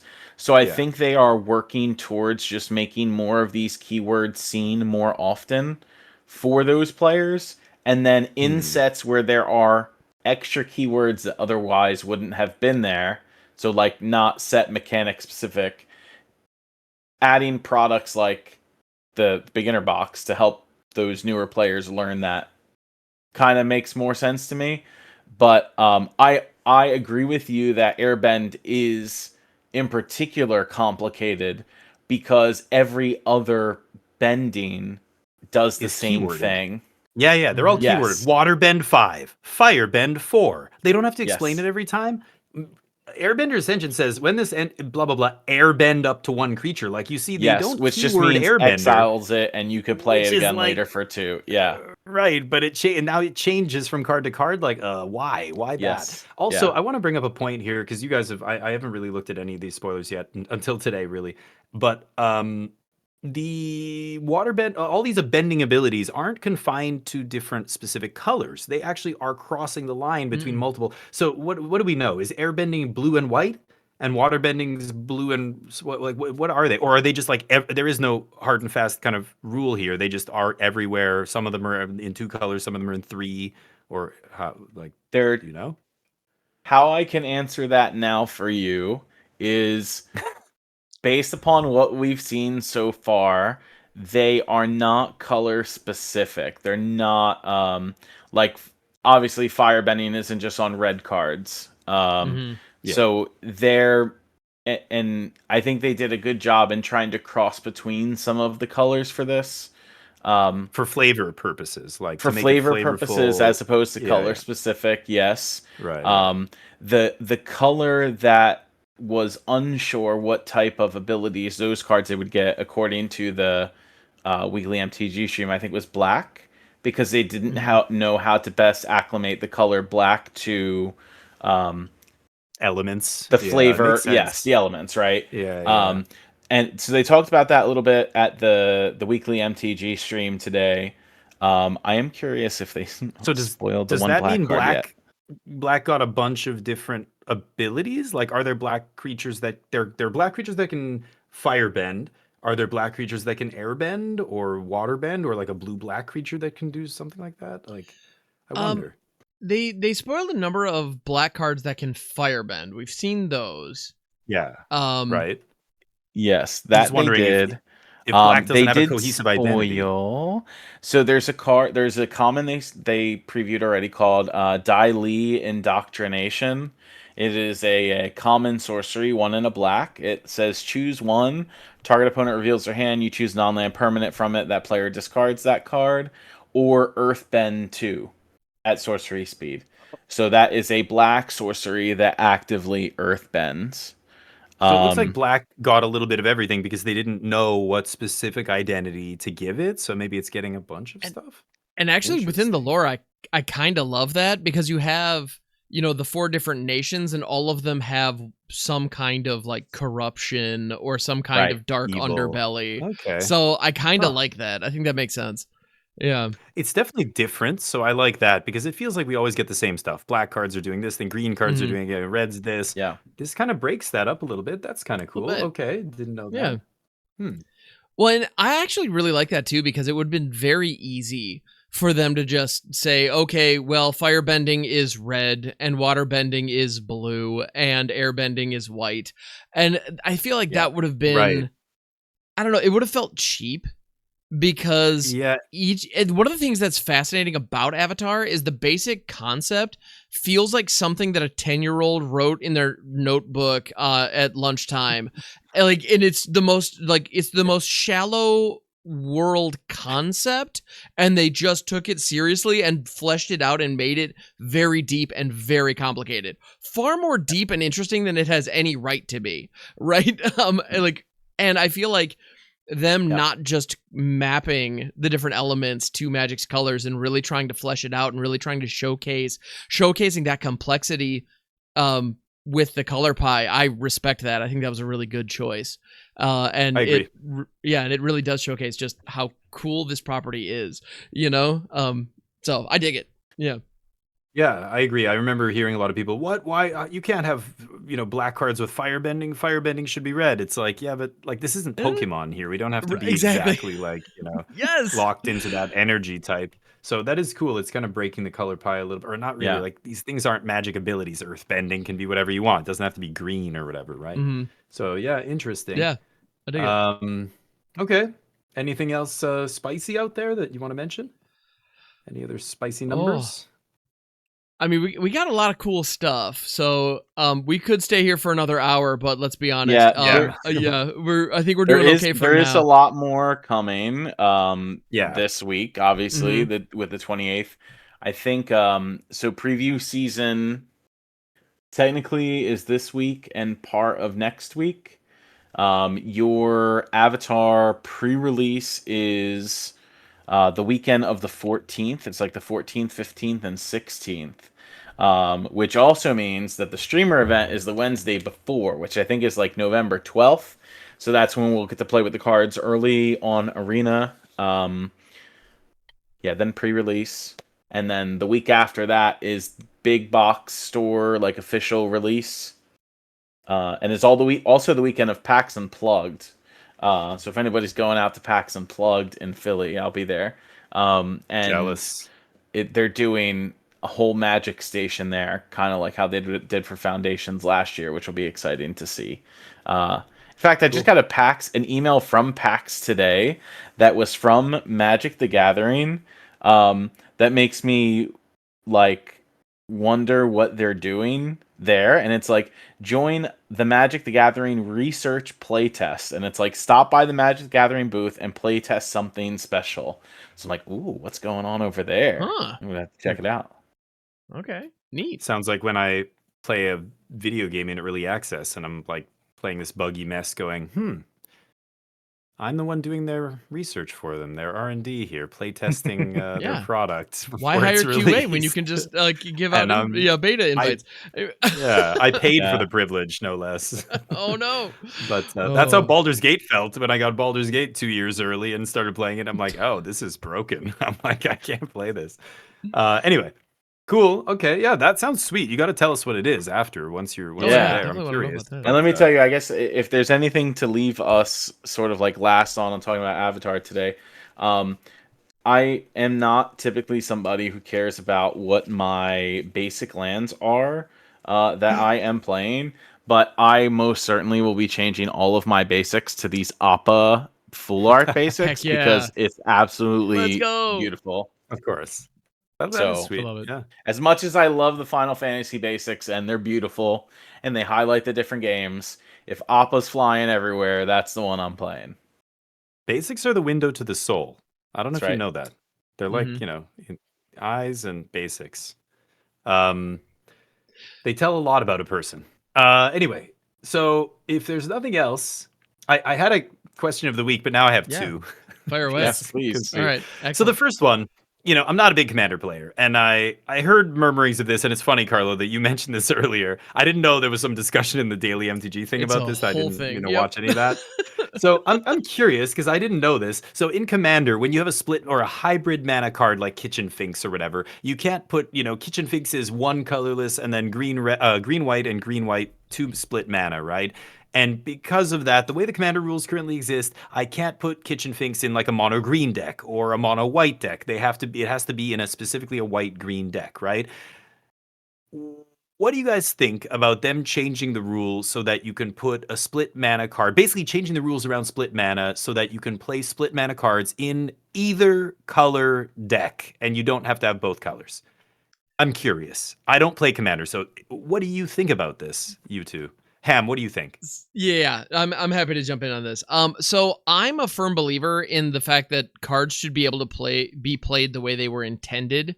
And when hybrid mana was created, it was made specifically so that these cards could go in either or. And so while I understand the way that the technicality behind the current rules and how limitations can breed creativity, and I get all of that, Kitchen Finks was made so that you could put it in a mono white deck, and it was made so that you could put it in a mono green deck. And I believe that the designers, that was their full intention the whole time. And hybrid mana was introduced at a time before Commander color identity was a commonly known thing. So I don't understand why the spirit of that design isn't honored in Commander already. I do think hybrid mana should be considered either or for the purposes of deck construction. I do. Good. Yep. That's my Carlo. What do you? Okay. What do you think, Carlo? Probably going to get me in trouble, but I guess it's fine anyway. That's the purpose of the question of the week. Hot takes, baby. Let's go. Yep. There are 20 million cards in the Commander card pool. Mm-hmm. There is unlimited creativity that you have when building a Commander deck. They have done literally everything in Commander card design and redesigns of formats through like pre-con decks and stuff like that, printing so many Commander specific, like straight to Commander cards, adding like the partner mechanic to be more heavily representative in the format. I don't even think it's a matter of like restrictive capabilities in terms of deck building. I understand Ham's point 100%. Not saying I agree or disagree with you. When I have 20 million cards in a card pool, I don't need more, right? Do I need to play Kitchen Finks in my mono white deck? No, I have 18 million other mono white cards that exist in the format that probably do something similar. Fair. And in regards to like the design perspective, they weren't. You have so many cards that are designed to work a certain way in Commander now, right? When they designed Kitchen Finks, they weren't thinking about Commander, right? Mm-hmm. As a main format that people were going to be playing now. They didn't think necessarily that when the creature dies, does it need to come back with the -1/-1 counter, and how that would work in a mono green deck or a mono white deck or anything like that. I get it. I almost think that the conversation is frivolous. It's silly. I think it's silly to draw up like arguments on the internet for no reason when we have a format with 20 million cards that you I can agree. play. You know what I I'll mean? concede that point. But Yep. You're not wrong. I don't think it's a bad or good thing. I just think it would also confuse newer players who understand that the spirit of Commander is to build a deck around your commander's color identity. So it would be confusing for me saying, okay, here's this Jeskai commander, but you can play Kitchen Finks, which is also a green card in your deck because of hybrid mana cost. I think newer players would have a hard time with that, as opposed to like you and I, who are veteran players who understand that the card can be cast with either or. And I think Commander has become like more new player friendly in the sense that I could just go buy a precon and I understand the way how this is supposed to work. See, which is funny because I would think as a new player that I might look at this and go like, oh, well, I only need green to cast it, or I only need white cast it, so why can't I put it in my Jeskai deck? Honestly, I think the new player argument, like the whole concept of commander color identity is complicated. And it's not super new player friendly. So I think it's kind of a 50-50 shot as to how they assume this works, you know? So who knows? I think both situations you could argue are complicated for new players. So I don't, so that's one of those where I get that we want it to be as smooth as possible, but a hybrid mana is already, it doesn't map well to commander color identity. So it's going to be messy no matter how you slice it. Yeah. There's also the flavor aspect where the reason this is split mana is because this creature embodies the qualities of both colors. Like when you have a Grixis card, it takes a little bit of the blue and a little bit, and it's chaotic and it's evil a little bit, so it's Grixis, you know? So to put it in a white deck, like even though it can be cast for just white, maybe its identity feels like it, because it's green and white, it feels weird to put it in a mono white deck. Like I've heard people argue that. I like your argument, Ham, where it's like the way it's designed is to go in either one, so you should do that. Like these are all good arguments. That's why I'm curious. I don't really have an opinion either way.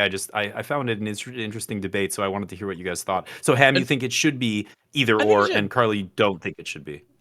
I particularly don't care. I think it's a useless argument I think it's a useless argument, frivolous, in a format where we have 20 million cards. Yeah. I would absolutely agree, but I say the same thing. Like, you already have 20 million cards. Why do they keep printing more commander cards? Stop. You already have enough, right? So but that's obviously so that's not. Speaking of this issue with Avatar, right? Yes, and something that I have seen since and it was an issue with Spider-Man too. No, right? my big ass smile for what you're about to say.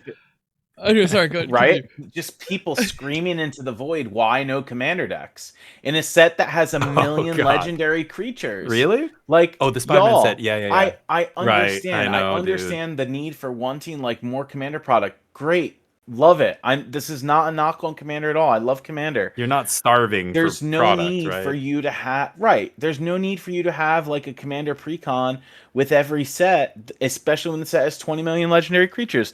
Whether or not I open up this UA the Moon Spirit out of booster pack versus getting it out of a Commander precon, it's still it doesn't matter. Making it rain in here. If I want to play UA the Moon Spirit as my commander, I can build a very clear commander deck out of this legendary creature. If I want to be creative, I can build the deck around it. I don't need. Sure, you can. Yes, you're right. You're right. Yeah. It is for new players. I mean, the precons are specifically for new players. But like getting back to that whole thing about Universes Beyond being for new players, you think they would have a commander set for each Universes Beyond set at least? Maybe not every in-universe. They have commander product, right? So in the sense of Spider-Man, right? They didn't have commander precons for Spider-Man, but they had scene boxes that came with more legendary creatures in them that you could build commander decks around, and you could get those legendary creatures out of booster packs.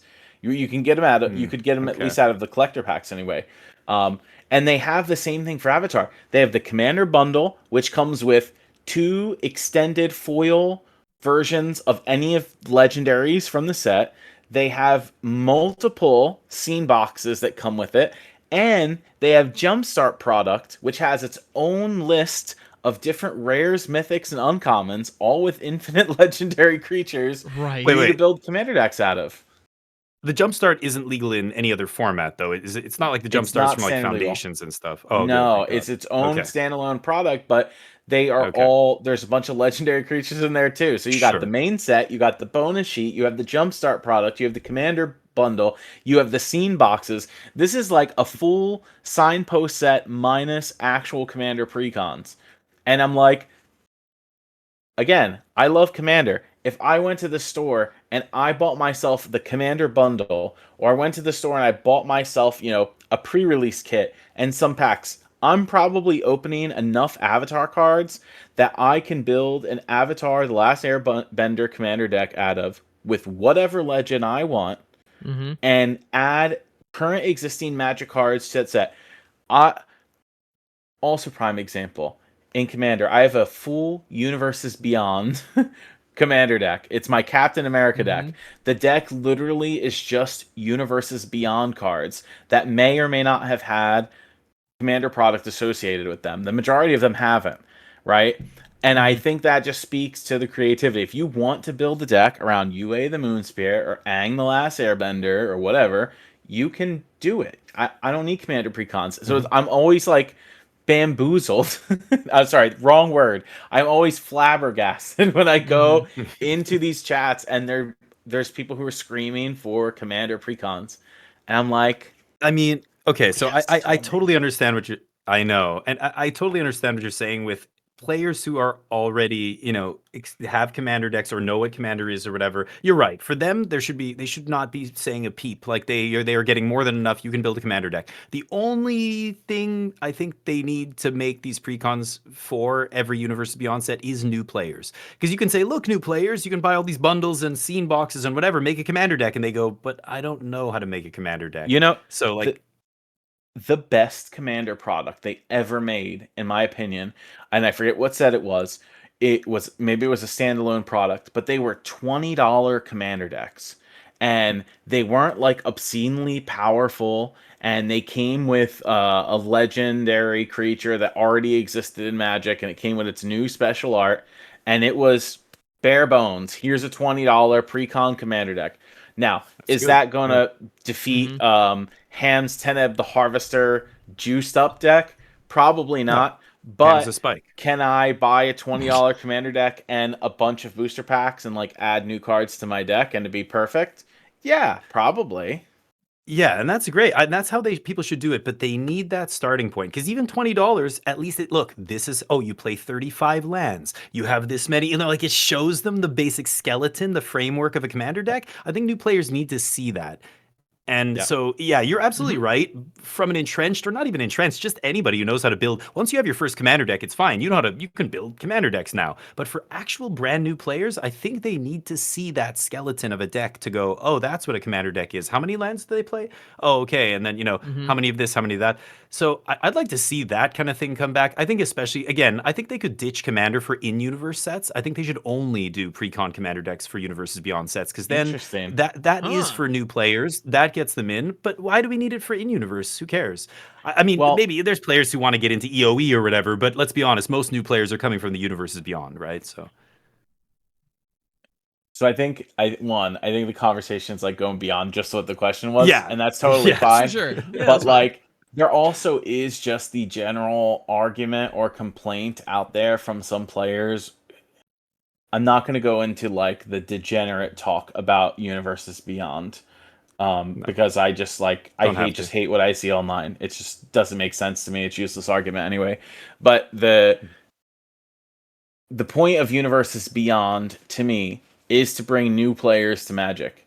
One huge reason, and I might have talked about this before, one huge reason that I don't think Lord of the Rings worked properly, right? It was a success. It was before Final Fantasy the best-selling Magic set of all time, right? I love Lord of the Rings. It's not a knock on the IP.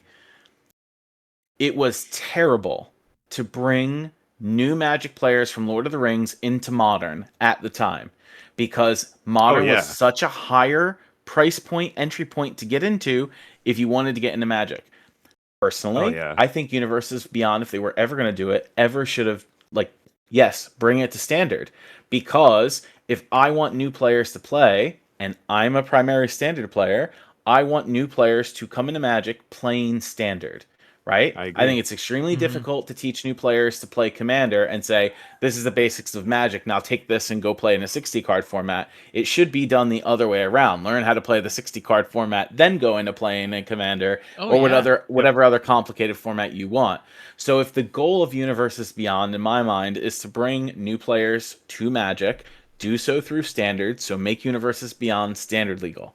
Now, you can have a separate argument or conversation on how many sets a year should be Universes Beyond. That's a different conversation than saying, to me anyway, than should Universes Beyond product be Standard legal, right? And I'm not going to touch that other argument because I could be here for hours talking about that. That's a whole other show, yep. Yes. But in the sense of, do I want Universes Beyond sets in Standard? That answer is resoundingly yes. I can tell you personally, from my personal experience, is Final Fantasy brought a lot of people into Magic. Not just because it was the best-selling set of all time, right? I already understood what the Final Fantasy fandom was going to be going into Final Fantasy. That's why there wasn't like a whole lot of product out there for Magic players, because they didn't print enough. And in fact, a lot of the Final Fantasy product is being like restocked this week magically all around me. So I guess they started printing more of like play boosters and stuff. But Makes sense. Yeah. But that brought so many people who never played Magic before. There's people that show up to my LGS, 2 or 3 new people, never played Magic before Final Fantasy. They bought Final Fantasy only product, and they've continued every week to purchase other Magic product to make Standard decks to show up to play Standard. Oh yeah, and they showed up almost with only Final Fantasy cards in their Standard deck. Final Fantasy cards plus Foundations. That's what they started with, and they've taken every week and invested a little bit more into like building their deck. So they're not playing tier 1, tier 2 decks, but they're playing the game, right? And they've bought Commander product and whatever. So that's a clear example of Final Fantasy did what it needed to do to bring new people into Magic. We know Spider-Man failed for multiple reasons. Not necessarily because it was Standard legal. That's not the reason Spider-Man didn't work, right? No. And again, that's another topic for another time. Avatar, in my opinion, is going to have the same exact effect that Final Fantasy did. Because I think the fandom is larger for Avatar. I think Avatar is more enjoyable than the previous set that didn't work. And I think that you are going to get a lot of people who love Avatar and going to get them to come play Magic if they didn't already play. And maybe the nostalgia of Avatar is going to bring people back to Magic who might have left for a bit. Now, again, counter argument, you could be, I don't like Universes Beyond Standard. That's your own problem. Go hate elsewhere. This ain't the spot, homies. But like, this is... Hey, this I'm is Mr. what Negative, I want, right? You know who you're talking to over here? That was your preview card, I heard. And so... And so, it's... I think... there it is. That's Damien right there. And so... You can see it's shocking, really. I'm glad that it's here. Do I think that there's also going to be a lot of excitement behind when Lorwyn eventually comes out in 2026? Yes, I do, obviously. But yeah, I think Universes Beyond to Standard was the correct thing to do the whole time. I was always the player like, why is this not Standard? And I completely agree. And I think the one product that is going to be here for Avatar is there is going to be a beginner box that has like, I don't know if they're 40 card or 60 card, like starter decks that are designed to be played against each other and literally teach people how to play the game in a 1v1 environment. The fact that product exists, great. Like, I think that is really important, and I think and Final Fantasy had like a starter dual deck package as well. So like fact that those exist, I think that's going to fill the need of like a new person getting in to understand the concepts of Magic. We'll get them going for Commander when the time comes. I do not believe Commander precons should ever have been the thing that introduces people to this game. I feel like the kind of concepts that you need to understand, a Commander pod is like the worst place to learn the basics, I think. Now, you can jump into a Commander pod after just sitting down with somebody 1v1 like one time, sure. But like, understand the basics of the turn cycle, how combat works, attacking, blocking, all that jazz. Getting that stuff down first makes everything else so much easier. Yeah. So I agree with everything.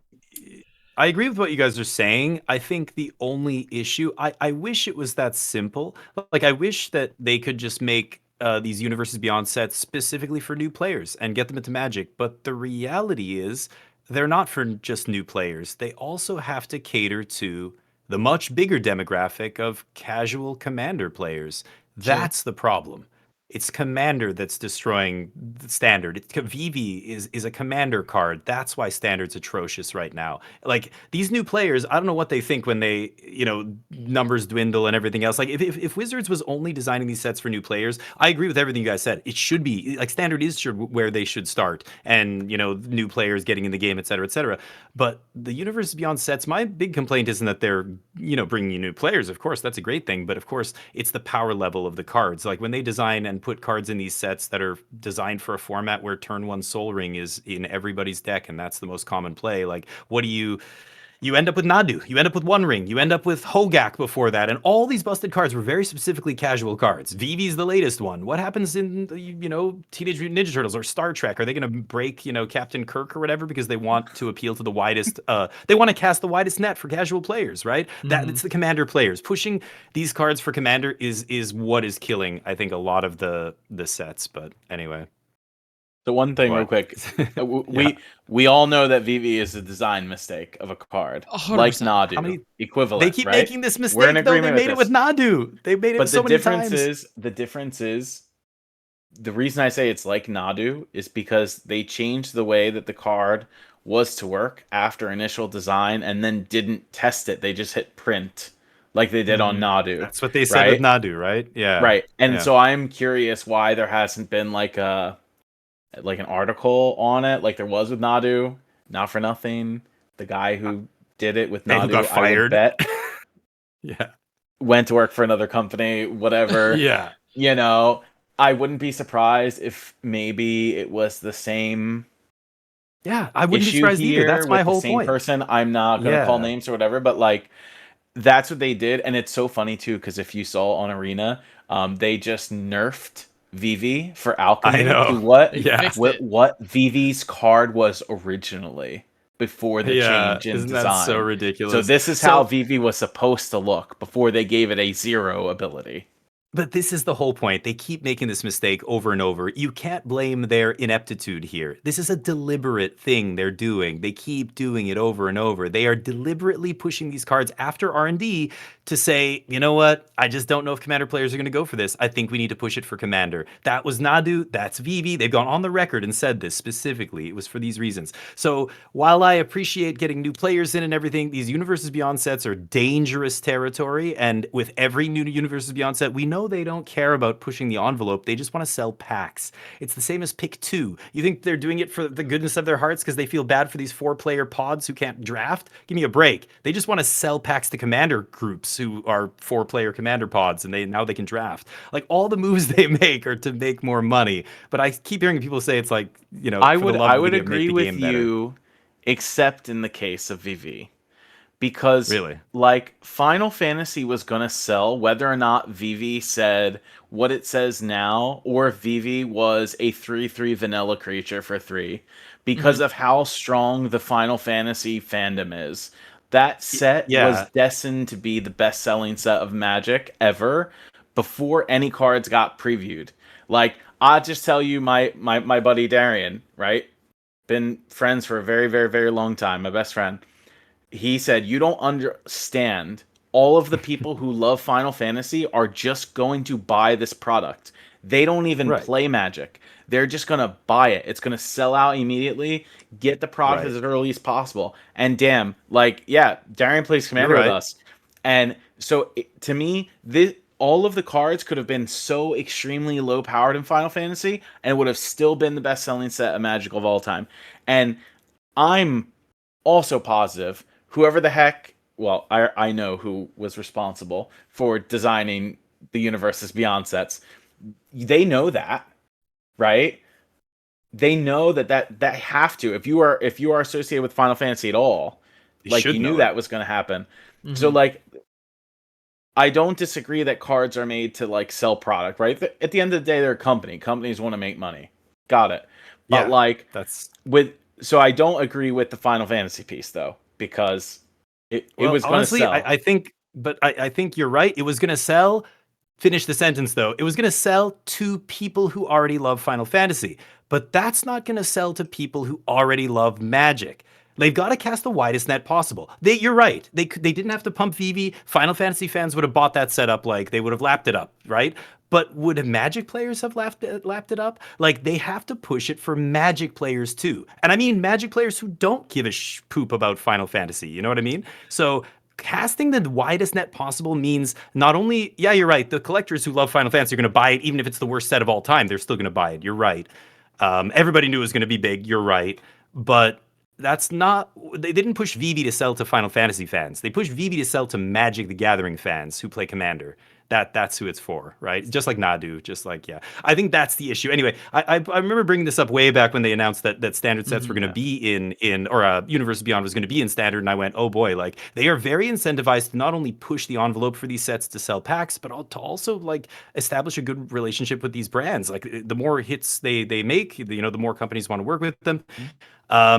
This is going way over. I'm not going to give the second question. We'll save it for another time. But I do want to mention, did you guys hear?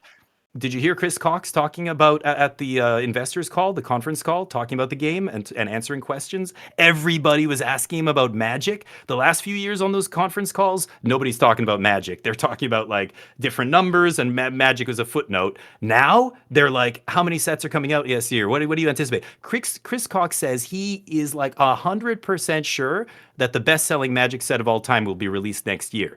It's going to blow away Final Fantasy. That's what he said. And it's like, oh boy, here we go. Well, what is a collector box going to cost? I wonder. What crazy busted card is going to? We know the sets for next year. We know already. The sets. Yeah. And so he said, I personally don't think any of them are touching Final Fantasy. Right? I'm like, whoa, that's a bold like play there. He just said that. So unless they think the Hobbit set is going to do better, Marvel. I don't know. I think Marvel? Final Fantasy fandom is much larger than like Lord of the Rings is, but. I could be wrong.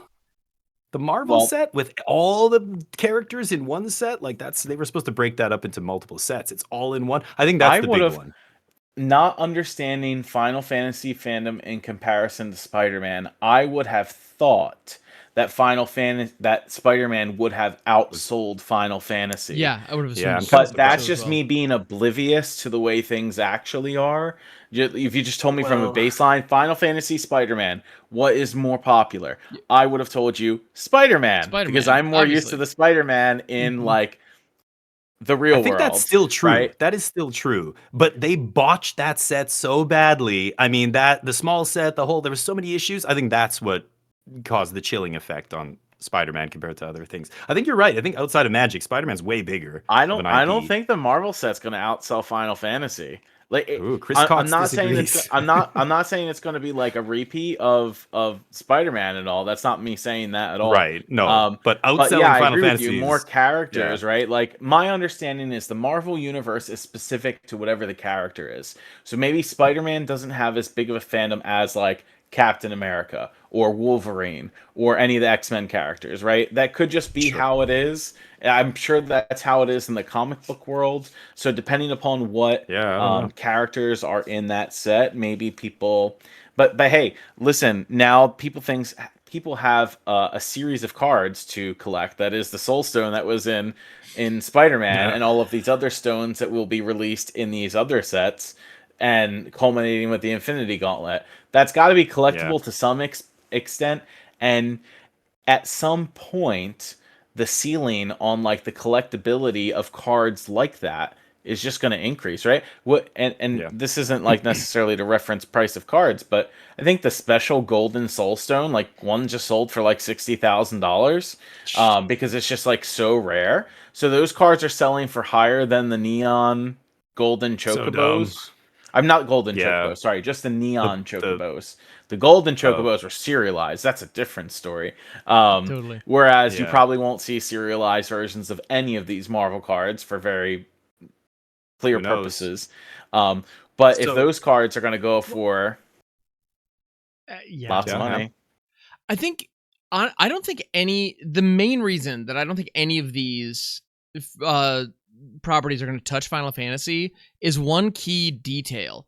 Marvel fans are just mainstream people at this point. Star Trek fans are people who like watching primetime sci-fi.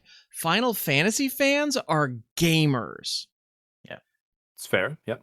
And so selling game pieces to gamers is a super easy sale. Yeah. Whereas You're right. selling, I mean, like, my mom is a huge Star Trek fan. She's not going to buy a single booster of anything. Like, there's no, I mean, she'll appreciate if I Your give mom her a is car. going to be building the commander deck of her life. Your mom's a Well, she's also she's a out. huge Whovian, and when I came back from Vegas after Doctor Who came out, I gave her my promo TARDIS that I got in Vegas, and she appreciates that very much. She has no fucking clue what to do with that card. Pardon, like it's on her fridge. Like she doesn't like whatever. It's just a fun thing her son gave first her. commander deck incoming. So okay, let's wrap it up. I want to ask one question. You get to answer. You get to answer with one word or what, 2 words maybe. So, what do you think will be the biggest set of next year? Go, Carlo. What is it? You can only pick one. The best-selling set of next year doesn't have to outsell Final Fantasy. Chris Cox might be high. Who knows? But let's say what is going to be the best-selling set of next year? Ham, what do you think? We'll come back to Carlo. The Hobbit, but I want it to be Lorwyn. The Hobbit. Oh, interesting. I think the Hobbit. I think the Hobbit's going to carry. Yep. Okay. Carlo? Yeah. I have to say, like, best-selling set out of what was announced, I would agree it has to be The Hobbit for the simple fact that Lord of the Rings was the best-selling set of all time. So it's the only thing that probably has to come close. In terms of most anticipated set amongst the majority of Magic fans for next year, to me, it's probably Lorwyn out of everything that they announced. And I'm hoping that doesn't dissuade people from getting, products towards the end of 2026. But I think there's a lot of excitement building upon Lorwyn since people have been talking about it even before Spider-Man. So I think there's a lot of the Magic fans that are looking forward to that set.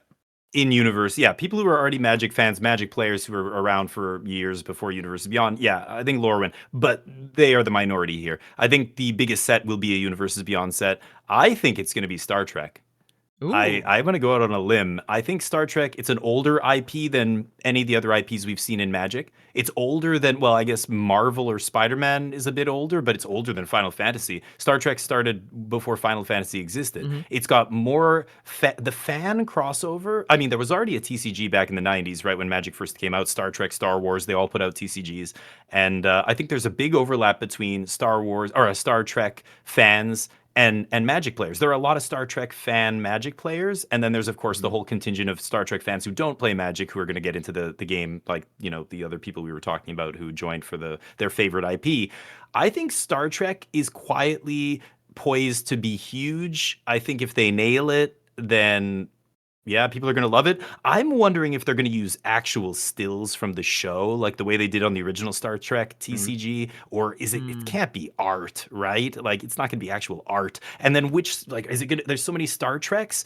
I don't know. It's going to be interesting. But when Chris Cox said he's like absolutely sure that there's one of the sets next year, so I don't know if he knows something. I mean, he obviously knows stuff that we don't, but. I wouldn't be surprised if it was a weird one like that nobody's really predicting. I'm going to go out on a limb and say I think it's Star Trek. But you think it's The Hobbit, and Carlo, you said what? I would agree with The Hobbit. Hobbit. Interesting. Okay. So let's see. Let's put a sub. We'll gift whoever. If you guys get it, I'll gift a sub to each of your channels. If it's Star Trek. That. If we remember next Christmas, I won't. Year. Yeah. I won't. I will not remember. Somebody remind us. Yeah. Somebody who's watching right now, comment on the channel. Remind me. All right. Awesome. Well, this Anything was great, else? guys. I think we should bring it in for a landing. We should. It's definitely we're coming up on almost tomorrow where I'm at. So and where Carlo's at. So yes, we've this has been awesome though. Thank you, gentlemen, for a phenomenal discussion. Always a pleasure. And we'll be back next week to talk about more stuff that's going on in Magic and more crazy rants with whatever's on the top of our mind. So the banned list. Got to touch on the banned list next week. We'll get into it and more spoilers. 5 cards. Don't save it for next week. Don't say it now. Yeah, next. We gotta close. We gotta stop the show. Follow, and subscribe on wherever you're listening to this right now. Tune in next week. We'll talk bands. All right, later, everybody. See ya.